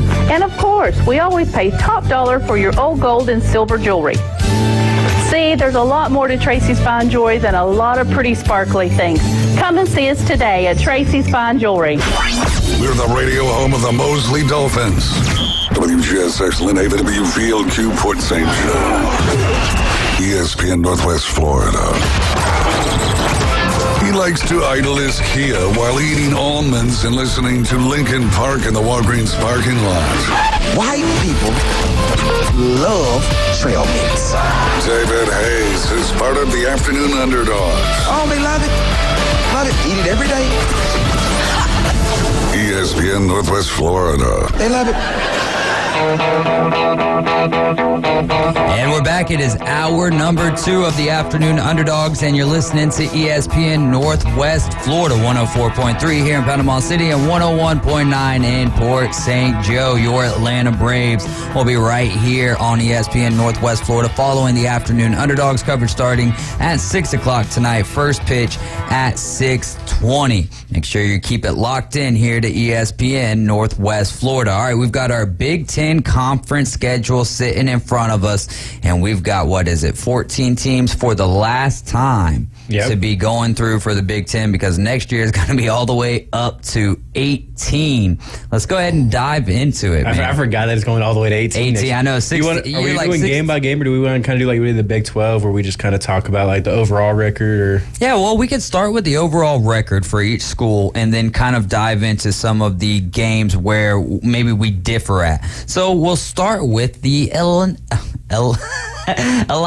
because I always call them the Illini, just really to mess with Wright State Chris more than anything. But the Illini, once you do it so many times, exactly. Well, it's like now during March Madness season, right, or the end of college basketball season, you'll always start seeing Xavier, and for the longest time, I mean, that letter to me is X, not Z, so I always have called him Xavier, and you learn pretty quickly you don't do that, and I still catch myself, messing around and then getting caught into that habit again. So we'll start here with Illinois. They've got Toledo. I've got them going 7-5. I've got them at 8-4. 8-4, and what were they at last year? I believe 8-4 as well. Sounds about right. Yeah, I mean Brett Bielema had a pretty good year last year. I think I saw where they're bringing in the Wisconsin interim, the former defensive coordinator, as an analyst this year, Jim Leonard. Yeah, because they did lose their DC, I believe. I think he's taken over the head coaching job over there at Purdue. Yeah, and so I mean, definitely some talent on that coaching staff, and Brett Bielema is a rock steady coach. When he's in the Big Ten, he didn't do terrible at Arkansas. I mean, I guess he did pretty poorly at Arkansas, but I think that was a poor hire to begin with. That's all. Well, let's rapid fire through some of these then. How about Toledo? Both got him as a win, right? Yep. Kansas, win, same here. Penn State, first loss of the year? Yep. All right, then we'll move to FAU, win. Purdue? Yep. Nebraska, I've got them winning there. I'm still so unsure. There's so much change here in the Big Ten this year, almost like the SEC a few years ago when you had all of those new coaches coming in at pretty much the same time. And you're getting a lot of that here with Purdue, Wisconsin, Nebraska, Northwestern. I mean, the list kind of goes on and on. And so many of these like middle of the pack Big Ten teams can beat each other on any given day. Like there's so many coin flips going up and down the schedule that it could easily, any team's record could change by 2 games like that. So. Easily. So with Nebraska, I've actually got them beating Nebraska. Same. And then they move on. They've got Maryland. They're on the road taking on the Terps. I've got a loss there as well. Then they're hosting Wisconsin and Luke Fickell. I've got the Badgers taking the W there. See, I've got Illinois winning that one. Really? I like that. I like that, man. And Illinois was a team much like Kansas last year, which I love that they have this game on the schedule, where it was like there was no expectations for them to do what they did, and then they got to that point. Mm-hmm. Now, the other thing is I'm trying to remember who's the quarterback that transferred over there, though. Oh man, look that up for me while I'm continue to kind of talk about their schedule a little bit. After Wisconsin, they've got a bye week. They're on the road taking on Minnesota. I'm giving them a loss there. I think what PJ Fleck is, if they can get back to rowing the boat. Now, I don't think they're going to have, who is it? It's not Raheem Sanders. That is with Arkansas. But the back that they had last year, he's gone. So that's going to hurt them a little bit. I've got Minnesota taking the win there in week, I believe that's week 10. Yeah, I've got Minnesota pulling that one out. It's on the road. Illinois has Luke Altmaier from Ole Miss. Ole Miss, yep. That's right, because I believe it was Tommy DeVito last year who was going for Illinois. Then we've got IU, and that'll be in Champaign, Illinois. I've got Illinois winning that one. Yep. Iowa, another team that you're like, can y'all even score 19 points a game? I've got the Illini winning this one. See, I've got Iowa winning that one. It makes sense. It's in Iowa. So, I mean, I just feel like that Iowa defense, if it's as good as it's supposed to be, it'll probably end up being like a 13-10 type game. And granted, one of those games that if it went the other way, I wouldn't be terribly surprised. Final game of the year is going to be up against Northwestern. It's and a long year for Northwestern. Oh, man. And see, the crazy thing is honestly, let's say that Northwestern has some surprise wins, and let's say that they get at 4-8. Wouldn't you consider that like a highly successful year for Northwestern with all of the stuff that's going on with Pat Fitzgerald and what they win last year? Didn't they only win 2 games last year? Yeah. So, I mean, being able to match that would I mean, their schedule has 2 pretty easy wins on it. So anything really above that is going to be considered a win. They won one. So Northwestern won 1 game last year. They were 1-11, which I have a feeling that I'm going to be very close in my predictions today. All right, we'll move on to Iowa. What's your overall record for Iowa this year? I've got Iowa at a pretty surprising 10-2. They don't. I mean, they miss. So Michigan, the coach is not going to be on the hot seat after this year. You wouldn't think so. Family is going to continue. They seem to pop off one of these years every so often, and their schedule sets up relatively favorably. So I've got them going at 7-5, which is just 3 different. That's only 3 games different. But we start the year off Utah State and the Aggies. They're hosting them. That's a win for Iowa. Yep. Then they move on. They've got Iowa State. We've already done the Big 12. I had Iowa State winning this game, and I had Iowa winning that one already. So. Right. So they move on. I believe we've got Western Michigan here. That's a win for Iowa. Mm-hmm. Then they've got Penn State. They're on the road in Happy Valley. Loss. That's a loss. Easy money there. Michigan State, back-to-back weeks here. They got Michigan State, Purdue at the house. I've got 2 wins in a row for the Hawkeyes. Yep. Then they're on the road against Wisconsin, back home against Minnesota. I've got back-to-back losses for them. See, I've got the loss to Wisconsin. I agree with you there, but I got them beating Minnesota at the house. Okay, I'm a little high on Minnesota this year. You're rolling the boat. Ain't nothing wrong with that. Exactly. Then they've got the bye week. Then they're on the road. They've got Northwestern. They've got Rutgers, and they've got Illinois. I've got 3 wins in a row for them. I've got them winning out the rest of the way. Then, all right, so the final game of the year is going to be on the road in Nebraska on a Friday. That'll be Black Friday. I've got Iowa winning that game. Yeah. So how do you have 7-5 then? 1, 2, 3, 4, 5, 6, 7. Yeah, 7-5. You got them losing to who? I've got them losing to Iowa State, Penn State, Wisconsin, Minnesota, Nebraska. Oh, okay. I thought you said Iowa beat Nebraska. Maybe I misunderstood you. Okay. Maybe so. Maybe I even maybe I said that, but I've got Nebraska winning that game. Hey, that's a Friday away game. Those games get weird. So yeah, I like exactly. Well, it's normally like a 17-13 type ball game. Yeah, like most Iowa games. Absolutely. We'll move on to Minnesota here. What is your final record for the Minnesota Golden Gophers, the last team to three-peat in the world of college football? I've got them at 7-5. 7-5. I've got them coming in at 9-3. This was one of those teams that when I'm looking at the schedule and I've done the predictions and I'm counting up the W's, I'm like, no way, I don't have them going 9-3. I would have never said that in a million years. But we'll look at the schedule a little closer here. Thursday, to start out the season, they're hosting Nebraska. That's a win for the Golden Gophers, in my opinion. Same. All right, then they've got Eastern Michigan. Eastern Michigan, I believe. Then that's going to be, I've got that as a win, an easy win for Minnesota. Now on the road, taking on North Carolina, the ACC. I've got the Tar Heels winning that one. Same. Then they've got Northwestern on the road. Then they've got Louisiana at the house, and then Michigan. I've got them beating Northwestern, beating Louisiana, but then losing to Michigan before the bye. Yeah, 4-2 going into the bye. Then we move on. They've got the bye week. They're on the road against Iowa. That is a win for the Golden Gophers. I've got a loss there for them. All right, Michigan State, Illinois. I've got them winning back-to-back games at the house. Yep, I've got them winning those 2, and then I got them beating Purdue the next week as well. I've got them beating Purdue as well. They're on the road beating Purdue. Then they've got Ohio State on the road. That's a loss. And then Wisconsin at the end of the season. They've got them at the house, and I've got a win for Minnesota. Yeah, I've got them losing to Ohio State, but I've got them losing to Wisconsin as well. Okay. All right. So I had that originally, but I was like, I think that they're actually, with them being at the house, that's what changed it up for me. Yeah. I mean, and at least with this schedule, the white boxes were home and the gray boxes It's been alternating every different conference. Goodness gracious, man. Talk about making your predictions extremely hard to do when you're picking home games as away games and away games as home games. We'll move on to Nebraska here. They start the season out, as we just mentioned. They're on the road taking on the Golden Gophers. I've got Minnesota winning that game. And then they've got Colorado. This could be a fun one. I've got Colorado, again, as we mentioned, we've already done the Pac-12 predictions as well. I had Colorado winning that game. I had Colorado losing that one. I've got Nebraska getting their first win under rule. So you got them at 1-1 through week 2. I've got them at 0-2. Then they've got NIU. I've got them winning there. They've got La Tech. I've got them winning there. Back-to-back dubs. 3-1 going in to get the Michigan game. Both of those games at the house. Then they stay at the house taking on the Wolverines of Michigan. I've got Michigan winning that game. Yep. They get a bye week. Then they've got Northwestern.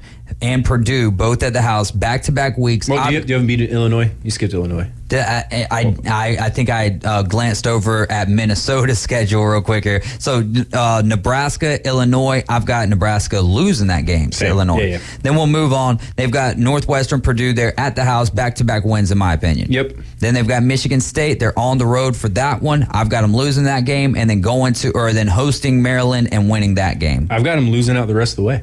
Losing out the rest of the way. So you've got them losing to Michigan State, Maryland, Wisconsin, and Iowa. Yep. All right, so I've got them losing to Michigan State, beating Maryland, losing to Wisconsin, and then back home they are beating Iowa there to wrap the season up, which I have Nebraska with a final record of 6-6. 5-7. I think 6-6, 5-7 is a good, decent year for Matt Rule. Now, one new coach here that we're about to get to. We can go through, I don't even want to go through the games. Northwestern, what is their final record? 2-10. 2-10. I've got them at 1-11.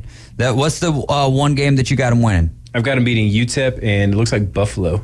Howard. That's Howard. Okay, well then Howard, yeah. And UTEP, I've got them actually losing to UTEP, and I think I might try to take a chance there when we get to the second week of the season. I ain't mad at it necessarily. It's just I figure like, they got to be UTEP, right? I was trying to be nice and give them 2 wins, man. I mean, no, I feel you. It was whenever I'm going down, I'm just like L, and for me, it's UTEP is going to be one of those ones because they're still going to be in disarray, right? I think Rutgers is going to challenge them or is going to beat them, but I think it's going to be a close game in week 1, and Northwestern's going to be sitting there like, okay, maybe we're not as bad as what we thought, even though we just were in a close game with Rutgers, and they're going to go to UTEP and they're hosting UTEP, but yeah, I like Northwestern to repeat what they did last year at 1-11. Let's go over to Purdue, who are going to be without Coach Braum this year because Coach Braum's taking over Louisville this year.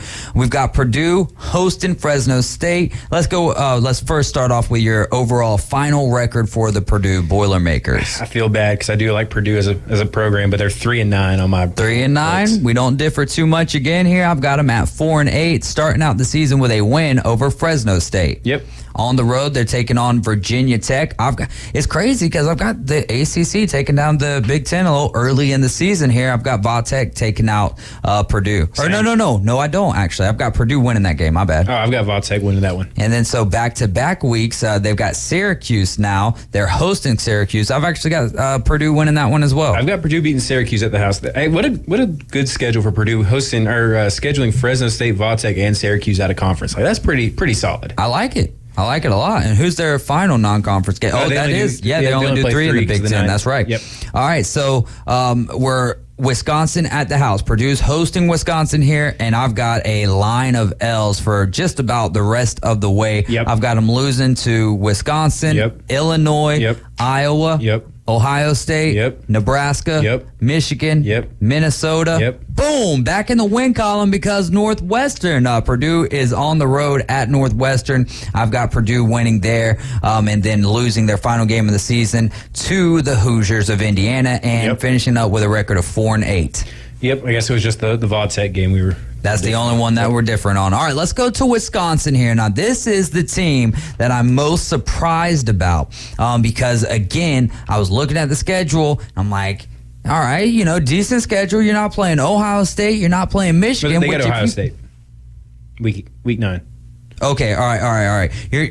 But you get them at the house. So you've got Ohio State at the house, and you're not playing Michigan at all. So a very favorable Big Ten schedule for you. Starting off with Buffalo, I've got them winning. Yep. And then they've got Wazoo on the road. I've got them winning there. Georgia Southern, I believe that's who that is. Yeah. They're hosting them. Got them winning there. And then before their bye week on the road against Purdue, I've got them winning there to start the season out at 4-0. Same. And then they go, they host back-to-back games here, Rutgers, and then Iowa, back-to-back wins. I've got them losing to Iowa. You got them losing to Iowa? Okay, that's very respectable. We'll go to week 8 here. Got Illinois on the road. I've got them winning there to go, 7-0 into that game against Ohio State. I've got Illinois taking the win there. So 2-game losing streak going in the bucket. But if they're 7-0 going to that Ohio State game, that's going to be a game day. That's going to be a sweet matchup going into that one. That is going to be huge, and it'll more than likely be a game that you can listen to right here on ESPN Northwest Florida. Give us a call or text if you'd like to talk a little Big Ten football here, 215-6290. Do you got Ohio State? Do you got Wisconsin doing the unthinkable and unseating Ohio State in Week 9? No, I've got them starting off, 5-0, and then they dropped 3 in a row. So 5-3 going into Week 10. I've got them with their first loss, 7-1 going into Week 10, where they're going to host. They'll be on the road taking on Indiana. I've got them winning there. I've got them winning at the house against Northwestern and at the house against Nebraska. Yep. I got them winning out. Final game of the season, Minnesota. Minnesota's hosting them. I've got Minnesota winning that game just because I had to change that one because I was like, there's no way they're going 11-1 with a first-year head coach. Hey, I mean, you never know. You never know. TCU just went 12-0 with a first-year head coach. So that is true, but it's Sonny Dykes. I guess Luke Fickell gets a little love like that too. Luke Fickell, if they're undefeated going to that Ohio State game, like with his history with Ohio State, like the game day stories and stuff like that are going to be great. Like if it does end up being a thing, that'd be a great story going into it. So by virtue of that, winning the West, because Big Ten is doing the divisions one more time, right? Yep. So Big Ten, Wisconsin will be representing the Big Ten West in the Big Ten championship game. You got Iowa? Yep. Because I got Iowa sitting there at 7-5. So Wisconsin's going to be the representative from the West. Then we'll go over to the East here, and we'll figure out what we've got. We'll start with Indiana here. I've got Indiana with a overall record of 4-8. 3-9. 3-9. Any big games that's standing out to you that you were surprised that you made the pick? No, I mean, their schedule seems fairly. I mean, they like I said, they could beat a Rutgers, they could beat a Illinois, they could beat a Purdue, Michigan State maybe even, and it wouldn't be a huge surprise either way. But I've got them beating, Indiana State, Akron, and Purdue are the 3 wins for me. I've got them beating Indiana State, Akron, Rutgers, and the final game of the season, Purdue. Yeah. So there you go. We'll go over to Maryland here. What's your final record for the Terps of Maryland? I think I've got Maryland down at 8-4. I think they could be a fun team to watch, and it wouldn't surprise me if they made a game against like Michigan or Penn State or Ohio State a lot more fun or a lot closer than some of the experts would think, and a lot more like not a fun game to watch if you're the team of the favorite or the fan of the favorite team. I've got them going 9-3 here, man. Okay. That's a good season, and I think Loxley and Talia could have a good year together. Loxley being the head coach, Talia the quarterback over there. They start the season out very, very favorable, right? Towson, you've got Charlotte, and then you've got Virginia. I don't have them losing a game until week 6. Yeah, I've got them slipping up against Michigan State on the road. Okay. Sparty, I feel like they could still be having a decent season, and then I could see Sparty kind of falling off towards the back end. But I've got them stealing that one against Maryland. That's probably where we differ. I'm a big Mel Tucker guy like you. Like I hope for him, but there's no faith. You know what I mean? No. We saw what he had when he had Kenneth Walker, and that looked great. Then he gets a huge extension, and what have we seen since then? So maybe the Spartans back, that was back for me to that, wanting to give Mel Tucker an extra win. That I really believe it's going to happen, if I'm being honest. No, 100%. So I've got Maryland going into week 6. They're going to be 5-0. Then they've got Ohio State, which they're on the road for that one. So I've got them 5-1 right there. Yeah, I've got them losing to Ohio State. That put them at 4-2. I've got them losing to the Big 3 in the Big 10, and outside of that, I've got them winning the rest. Yeah, my 3 losses. I've got them losing to Nebraska, Michigan, and Ohio State. Ooh, so you got them beating Penn State then? Yeah, I've got them beating. That's what's so wild about this East Division is, man, I've got 4 teams here with really close records, and we're going to finish this up when we get back. You're riding with the Afternoon Underdogs. This is ESPN Northwest Florida. Big 12 predictions, or Big 10 predictions will keep on rolling. Keep it locked in here to ESPN Northwest Florida.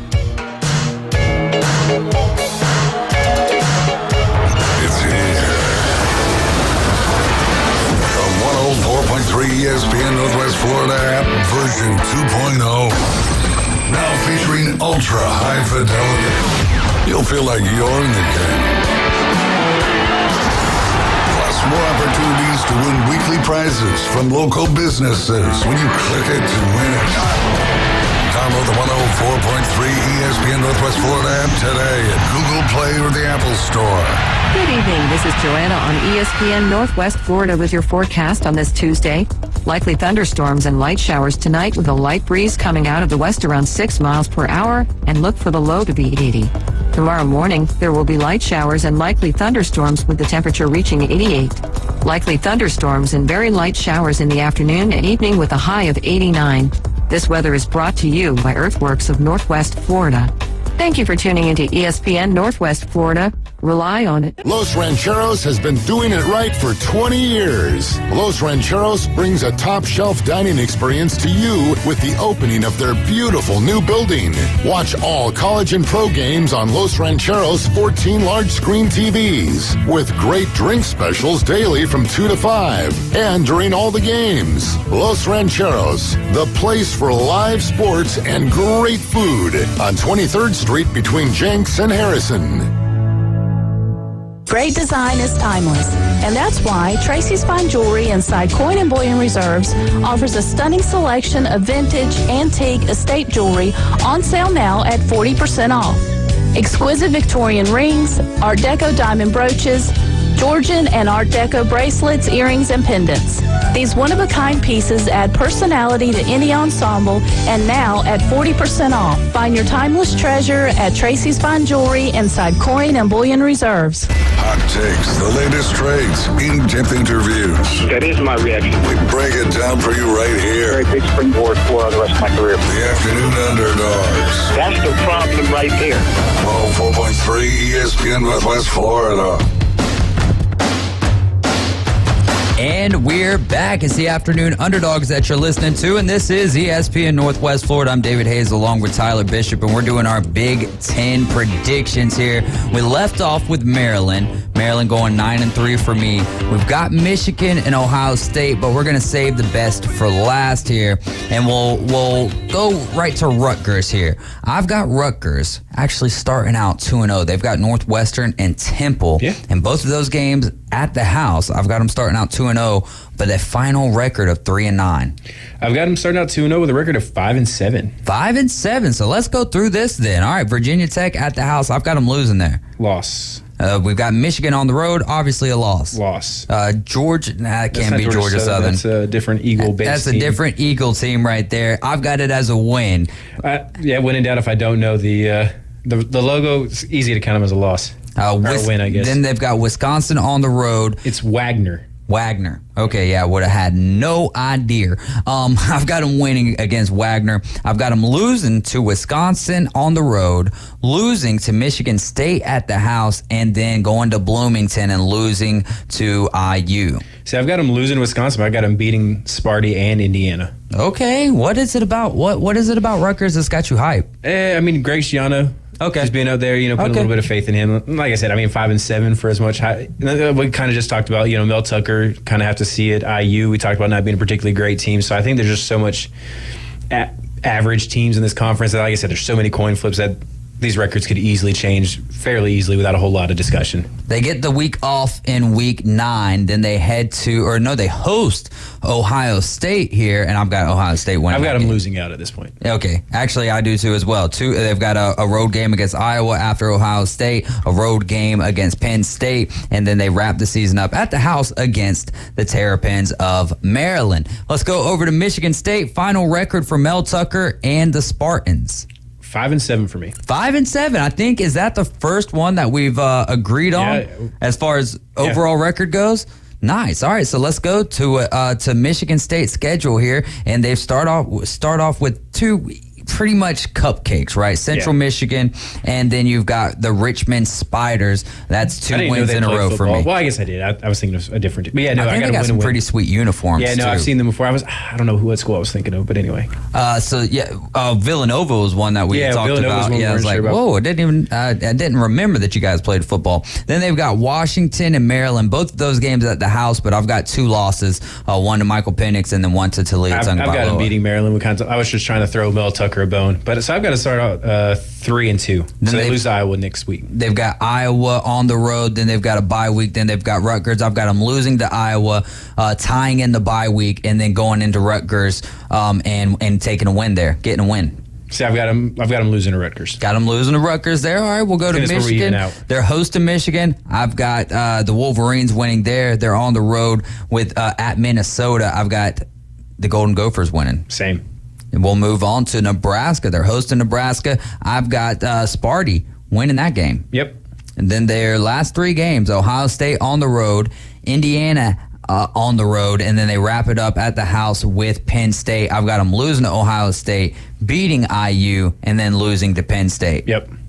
All right, we've got one more Big Ten team before we get to the Big Two of the Big Ten in Michigan and Ohio State. Penn State's overall record will be, from Tyler Bishop, 10-2. 10-2, back-to-back ones that we agree with, which makes me think that we're going to agree on Michigan and Ohio State, but who knows, because it's all going to come down to that final game. Penn State starts their season out at the house, taking on West Virginia. W. I've got them winning there. Then a logo that I'm not entirely I think it's sure. Delaware.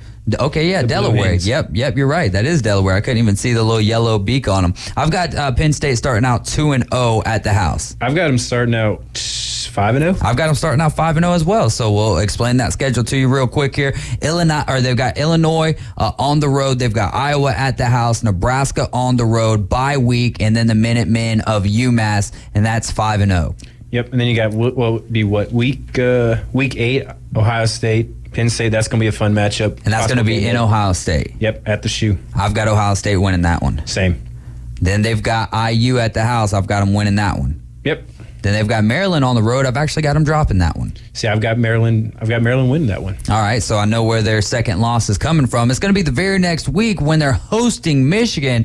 I've got Penn State winning this game. That'll make some fun for the Big Ten standings towards the end of the year. That'll make it a lot more interesting. It will, and I think it's going to be a whiteout game, and I think it's going to be one of those issues where Penn State is in a position this year where they're obviously not going to get left behind, but you still want to be one of the premier schools in the Big Ten Conference. And with Oregon, Washington, USC, UCLA, I think this is a big year for the Nittany Lions of Penn State. So I think that they're going to take down Michigan.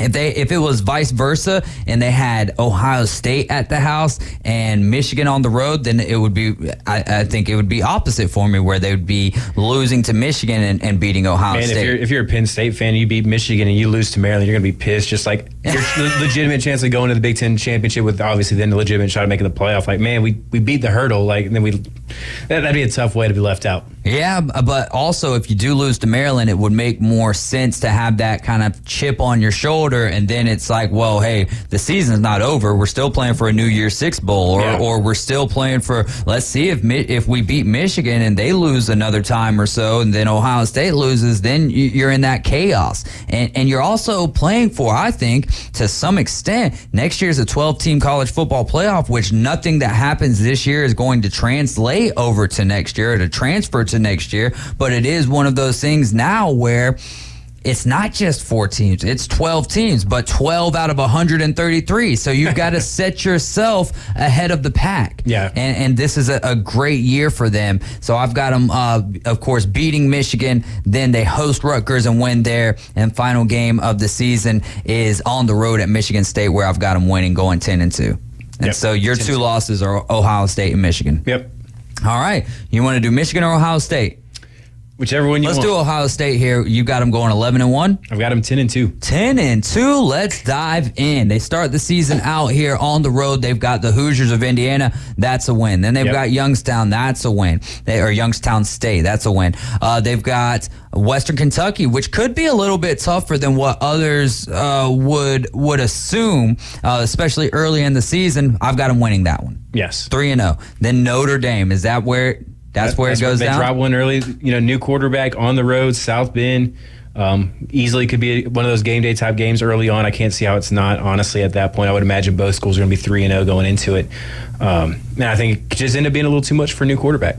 All right, man. And that's the other point. What is it? Devin Brown and Kyle McCord. That's the quarterback battle right now for Ohio State. Really, I mean, have we heard of any quarterback battles kind of being settled to this point? Any big name ones? Not the nobody that's Jack Miller. Nobody we really thought has been legit or like a legit battle. Carson Beck but it's going to be Carson Beck. He kind of looks like a dinosaur, like what was the movies back in the day? Little Bigfoot. Oh, A Land Before Time. Yeah, he kind of looks like the Little Bigfoot.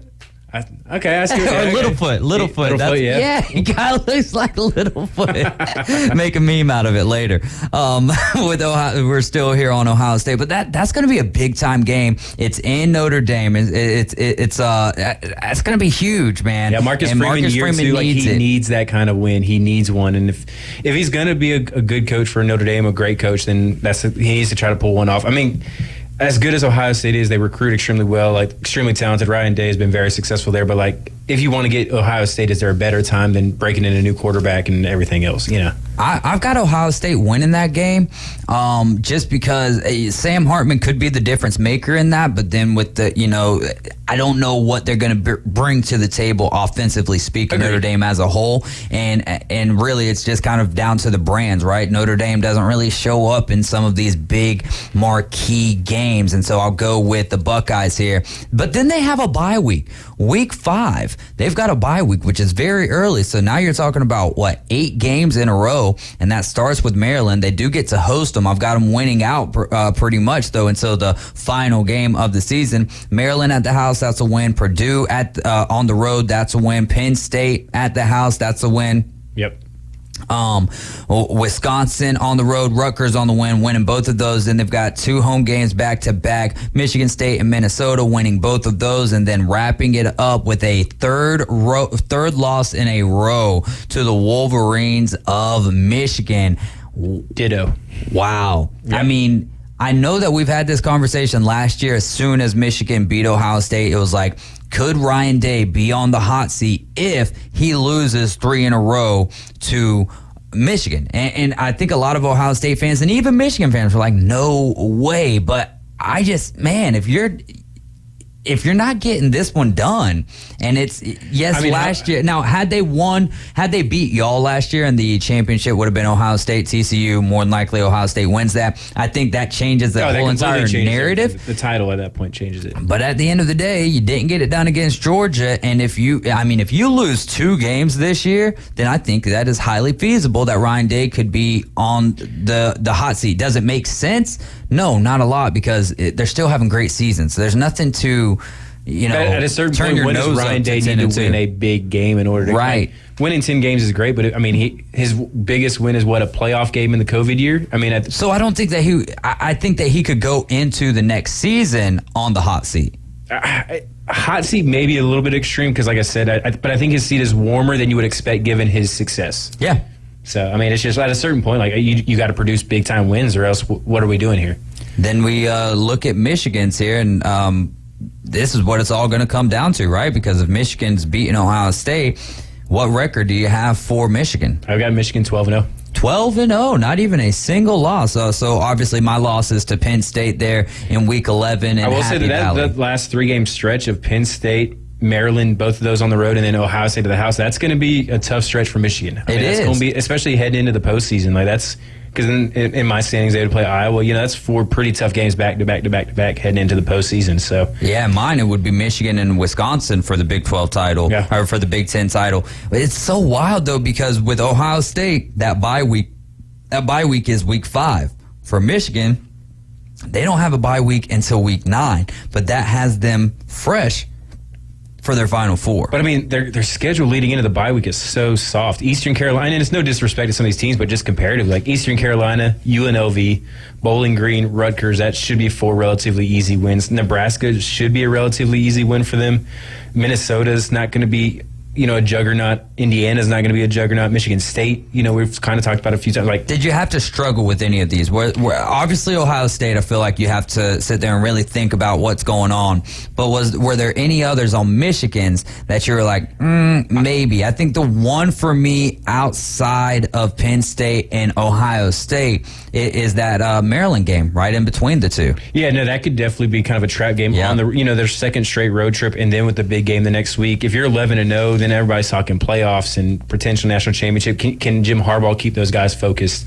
That's always a tough task. And again, I said, I think when we were talking about Maryland, like if they came up and surprised one of the bigger schools, at least made it a little bit more comfortable or uncomfortable than they wanted to be, I wouldn't be surprised. So that could easily be one where we're sitting here that next Tuesday and be like, man, Maryland was this close to pulling out against Michigan and potentially ruining their season. But we'll see. It's going to be a fun ride. I think Harbaugh's doing a great job. They're returning their quarterback, JJ McCarthy. Donovan Edwards and Blake Corum's a great 1-2 punch. Oh, yeah. They're going to have a good offensive line. They're going to have a good defense. Like, I think they're just going to be a tough team to beat for most of the teams on their schedule. It's going to be tough. And it's just about kind of keeping your nose to the grindstone and playing football week in and week out. Don't get too high on yourself when you're running through those first 4 games and the average score is 59-0 because that's what it's going to look like. I'm honestly kind of surprised he didn't just take his suspension this year during his first 4 games, because either one of us could probably coach them to victory in that stretch and just get it out of the way, get it off your plate, nothing you have to worry about for the next 12 months. But well, and then even further than that is he was allowed to coach during practice. He just wasn't, like, he had to leave, I think it was like Thursday or Friday night, and just not be allowed home back. Games, so it's not like they're going anywhere. He can't travel with the team. It seemed kind of odd, but I mean, it is what it is. And it's Eastern Carolina as UNLV as Bowling Green and as Rutgers. Like, yeah, take advantage of that and go ahead and get it out of the way. But we'll see how all of that ends up playing out. Brett Favre or Aaron Rodgers. All right, so Brett Favre, obviously, when his career was done in 2007 with the Green Bay Packers, went and played for the New York Jets in 2008. I believe they had a record of like 4-12 or so the year prior to Brett Favre taking over. Then they went 9-7 with. They started out like 8-3, then ended up going 1-4 or so in their final 5 games to finish at 9-7 and miss the playoffs. But do you think Brett Favre or Aaron Rodgers has more losses with their first year on the New York Jets? I'm going to say probably Brett Favre. I think the team's probably a little bit better now than when Brett Favre took over, without being 100% sure of the Jets roster at the time. And just kind of briefly going over the schedule, obviously the Bills games are going to be tough. The Miami game should be fairly tough. The Cook brother game. Yeah, I mean, even the Patriots game should be a little bit tough just because Bill Belichick. They do have the the Chiefs and the Eagles as well. So I mean, they do have some pretty tough games on their schedule. But I mean, if Aaron Rodgers can be MVP Rodgers of 2 seasons ago, or even 3 seasons ago when he had back-to-back MVPs, right? That offense and with that defense, they could be a pretty great team. I think one thing that might be flying under the radar is that Aaron Rodgers was dealing with a thumb injury last year, and if that's better, the wide receiving core, right, better with the Jets. Oh yeah, 100%. Running back room. I don't want to be disrespectful to Aaron Jones and A.J. Dillon, but with Dalvin Cook, Breece Hall, Michael Carter, all 3 of those healthy, better. I agree. Offensive line, can we say Green Bay Packers? Probably better. Yeah. Defense, all in all, I mean, we're talking. The Packers are not a slouch defensive team at all. But what the Jets were doing last year, had they had not even Aaron Rodgers, had they had Russell Wilson, that's a stretch. That's a stretch. I agree with where you're going there. I think the Jets, I mean, Robert Saleh is just a better defensive mind than I'm not even 100% sure the Packers coordinator is. So I think that's the biggest difference. Like, I think, talent-wise, it may be very similar, but I think the Jets have a better scheme and better coaching on that side of the ball. Yeah, and so it does look good for the Jets, but could there be that issue of too much change? It's not just Aaron Rodgers, though. It's now Dalvin Cook. Breece Hall goes from thinking, I'm the guy, to who is the guy. And whenever you start bringing in all of these names, sometimes you can mess that chemistry up to a point of no return. Yeah, no, I mean, that's we've seen what the Eagles had, the dream team or whatever it was in 2010 with Vince Young and a few guys, and that ended up being a big flop. We've seen the Washington Redskins, now the Commanders. I think the Jets have done it themselves. Dan Snyder before. Trying to buy teams. The Jets have probably done it. You see a lot of times teams throwing out this big money in free agency and just hope that it's going to work, and it often doesn't. So I mean, it's no guarantee by any means, but it's a boring answer, but it's going to come down to quarterback play. If Aaron Rodgers is Aaron Rodgers, then having an elite player at that position just cures so much ailments at the rest of the team. And when you start winning, all that nonsense goes out the window also. Because at the end of the day, I think most of these guys want to win a Super Bowl. They may not give up money for it, but if they have a chance to do it, they want it. So I mean, if they start winning, then it could just start snowballing. But if they lose, it could also snowball. So it's going to be they're going to need to get off to a fast start, I think. Yeah, and Aaron Rodgers, like you said, if we're seeing vintage, not even vintage Aaron Rodgers, we're talking about a guy over the last decade, outside of last year, who did not throw more than 5 interceptions in a year. So if he's not turning the ball over, the Jets are going to be in good hands. And you know who's going to be even in better hands? Garrett Wilson, because he could just go off next year. This is the Afternoon Underdogs. You're tuned into ESPN Northwest Florida. We've only got one more segment left to go. Make sure you guys are giving us a call or text 850-215-6290. We'll return shortly.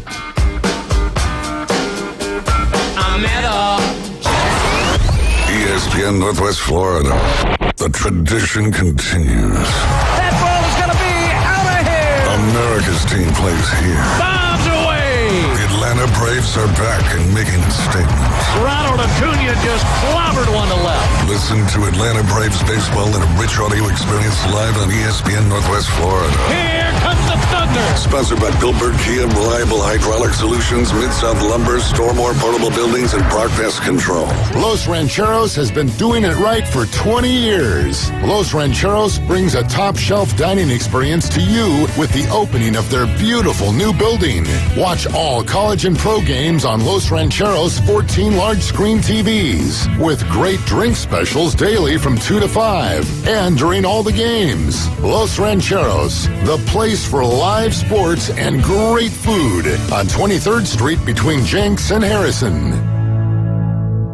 Take your next adventure in an award-winning Kia from Bill Bird Kia. The SUV family has movement that inspires, and we invite you to test drive the new 2023 Kia Soul, Seltos, Sportage, Sorento, or Telluride. You can command the road in a sedan from Bill Bird Kia. Drive away today in a new 2023 Rio, Forte, K5, or Stinger, and discover the all-new Kia at Bill Bird Kia. 2435 East 15th Street, Panama City, or anytime at BillBirdKia.com. Peace of mind you can trust at your local community dealer, Bill Bird Kia. It moves fast. The High School Spotlight. Weekdays at 5:40. Let's do it. Sponsored by Barbaritos. ESPN Northwest Florida. And we are back, and we are going to be locked and loaded with local here in the near future because we've got high school football starting up. In fact, a lot of kickoff classic games this week. Mosley's going to be taking on Lincoln. That's going to be over there in Childs. You're going to have Bay taking on Niceville. There's a bunch of games. I'll get the full list out tomorrow. And then August 24th, Mosley will be taking on Rutherford over there. That'll be next Thursday at Tommy Oliver, and we'll be on the call, myself and Kyle Wright. Mosley Dolphins taking on the Rutherford Rams should be a great one, and cannot wait to kick off the official regular season this year for the Mosley Dolphins. You can hear all of the Dolphins games outside of, we're not going to be there for the kickoff classic.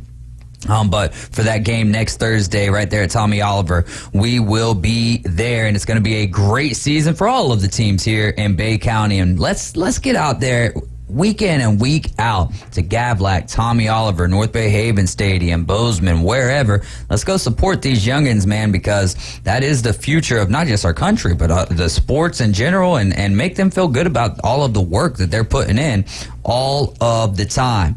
Let's play a little this or that for Tuesday. I was going to do a little Teardrop Tuesday action here, but I didn't know which direction I wanted to go with the tiers, be it SEC teams, be it other teams, whatever. I know we still have the SEC record prediction to get into as well. So let's do a little this or that, or both, or neither, for NFL teams that could be making the playoffs. And some of these could very well be both. So I tried to take teams that were somewhat similar last year. Like, we'll start it off with the Jags and the Lions. The Jags made the playoffs. The Lions were, what? Half a game out, basically. Yeah. I think they did beat the Packers. So I think it was the week prior to week 18. The Seahawks to lose. That's what it was. They needed, yeah. So they were on the precipice to getting to the playoffs last year. The Jags did and put together a great game against the Kansas City Chiefs last year. But Jags or Lions or both make the playoffs.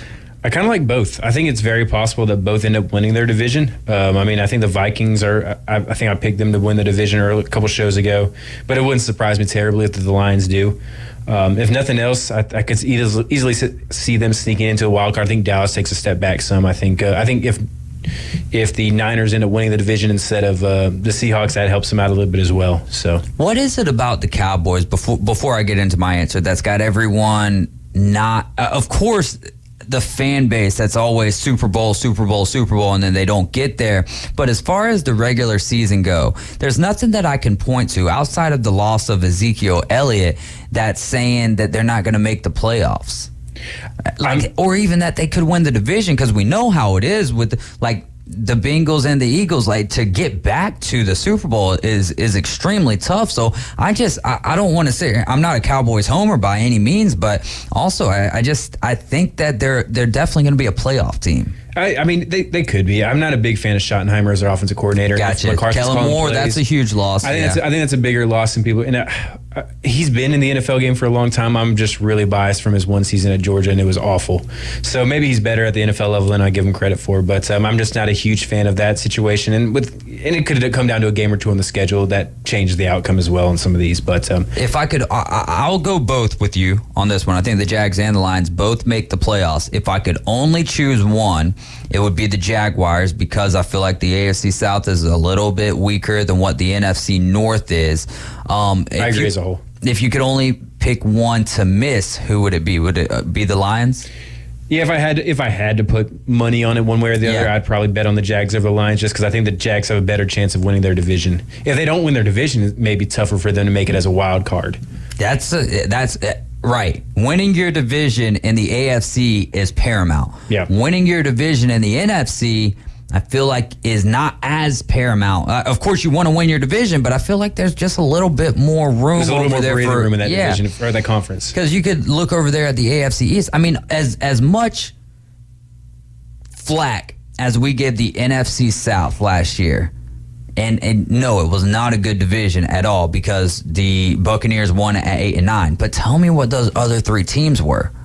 7-10, 7-10, 7-10. So it's like, all right, yes, the top was not that good, but the bottom wasn't terrible. They're all fairly right there together. Right, exactly. It was a very competitive conference, and I think it's going to be that way again. I think the Saints are the front runners. I don't think there's anything insane or bold or wild about that. The Bucks right now seem to be the bottom feeders. I don't think there's anything insane or wild about that. And then the Falcons and the Panthers, which team had the better offseason and which quarterback, like Desmond Ridder or Bryce Young? I mean, outside of the Saints losing being dead last in the division, would any combination of the order really surprise? I mean, maybe no, just the Saints, like you said, finishing last. Yeah, and even if if Derek Carr got hurt or something else, it wouldn't even be that surprising if they fell all the way to the bottom. But I think overall, those other three teams are so interchangeable to an extent, and the Saints aren't that far ahead, I don't think either. So it's gonna be a fun division, I think, to watch. All right, let's go to the Jets or the Giants.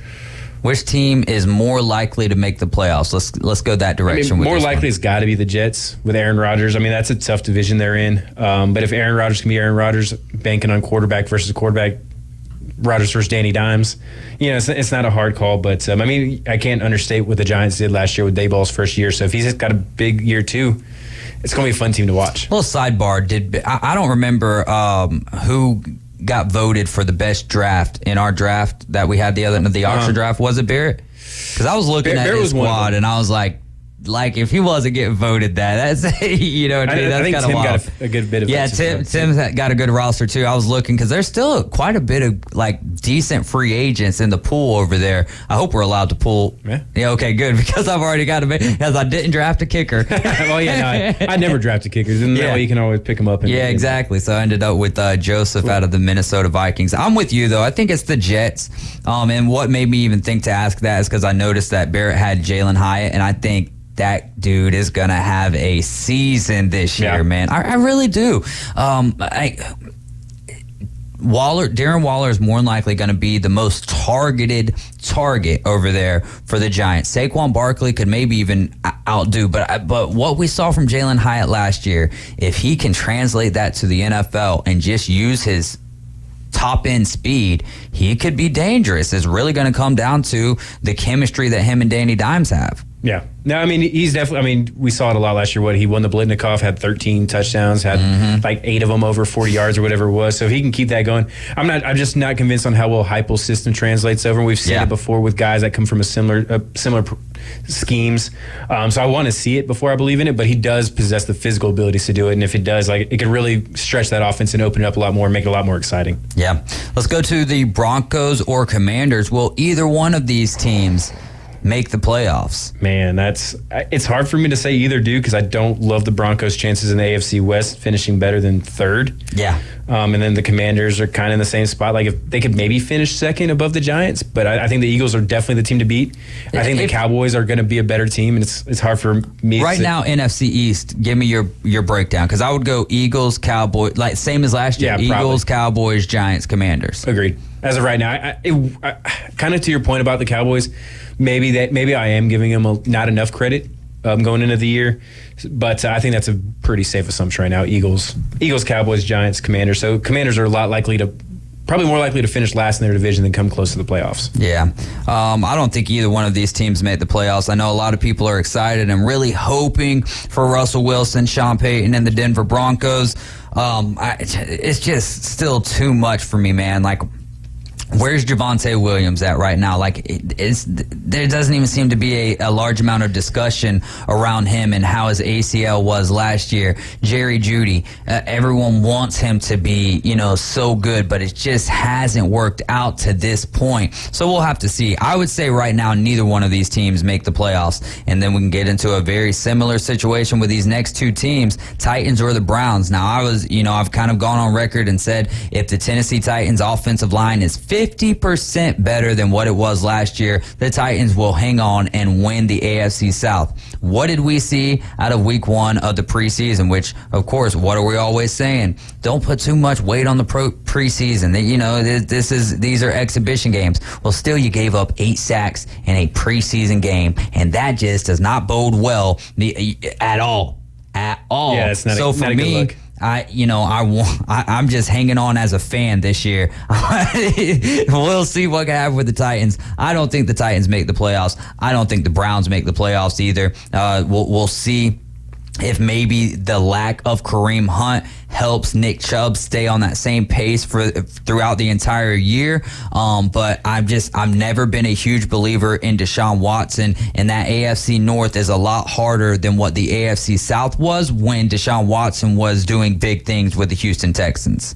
No, as a whole, I agree. If I was having to put a gun to my head and say which one do I think is more likely, though, I don't know if it's not the Titans, though, because that division I think is a lot more winnable for the Titans than arguably the North. Oh, is if you for had the to Browns, pick one of these teams. Yeah, that's what I'm saying. Yeah.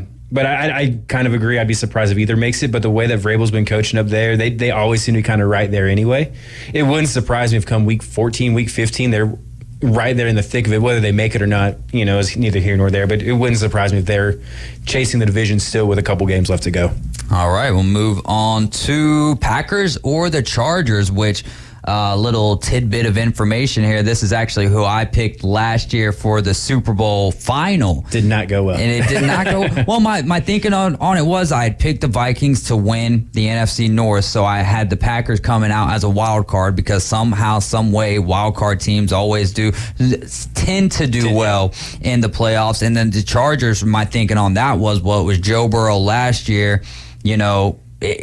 Herbert is one of those top tier guys to me.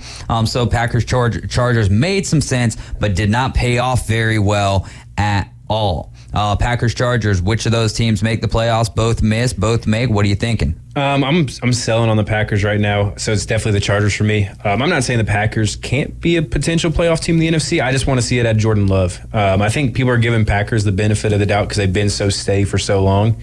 That's because they've had Hall of Fame quarterback play since 1997 or whatever it's been, when Brett Favre first started for him. So I'm going to have to see it from the Packers before I believe it without an Aaron Rodgers, or maybe Jordan Love's the next guy in that line. And if it is, that'd be great. It'd be crazy to see, but I'd have to see it to believe it. I'm right there with you. I got to see it to believe it. But if they do, if it works out like that and Jordan Love is the heir apparent to Brett Favre and Aaron Rodgers, I'm going to be sick to my stomach to some degree. Like, it would almost be like, how is this possible? Like, what are they doing up there? I mean, that'd be, 3 quarterbacks in 35 years, 40 years? Like, that's just insane. Yeah. Well, I hope it doesn't happen, but then at the same time, you kind of want to see, like, it'd be kind of cool to see like that, because it's so unique. It would change the whole dynamic, in my opinion, around Justin Fields. Because I think that he's getting even more so hype. Had a great year last year, not necessarily as a quarterback, though, but as a fantasy football quarterback. Yeah. That's where he had like a great year. Was there progression?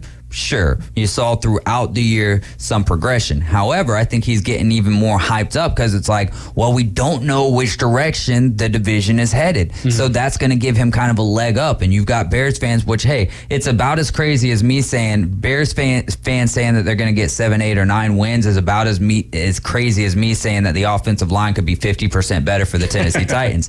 And with both of those things, what is the common factor, right? It's football. Right now, no one knows any better than anyone else. Like, and if you did, you'd be a rich man. Well, it's kind of crazy. He's still the youngest starting quarterback of the division now, right? Yeah. Jordan Love's still like a couple years older, so it's kind of, we'll see. I mean, he's obviously got a little bit more experience than Jordan Love in real games, but it's gonna be a fun division to watch, I feel like. Bring up those Bears one more time here. How about the Bears or the Colts? Which team do you think? We got to be quick with this one. I just realized that we're running out of time. Let's just say quick neither. Quick neither?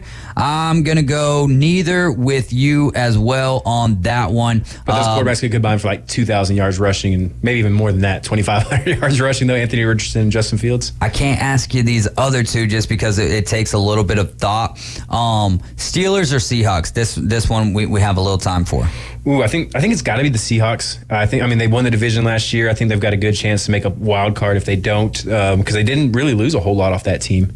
And the Steelers are going to be fighting in a tough division, and then the AFC has the toughest, fairly hard. I hate that too because I've got the Steelers defense improving tremendously this year. I've got them finishing second in the AFC North, and they'll vie for a wild card. It really is going to depend how stacked that AFC East is. When it comes to the Seahawks, if we just get to see another year of Geno Smith and kind of like that was fun watching him earn comeback player of the year and all of that good stuff. But Tyler, thanks so much for giving us some of your time this afternoon. We are out. It's going to be the Atlanta Braves coming up next. Coach James Hale Show will be live tomorrow morning at 7 with Brian Haddad hosting. Then the Inside Drive with Ryan Mulvey and Jay Henley from 11 a.m. to 1. We'll see you back here tomorrow at 4. Y'all have a great day.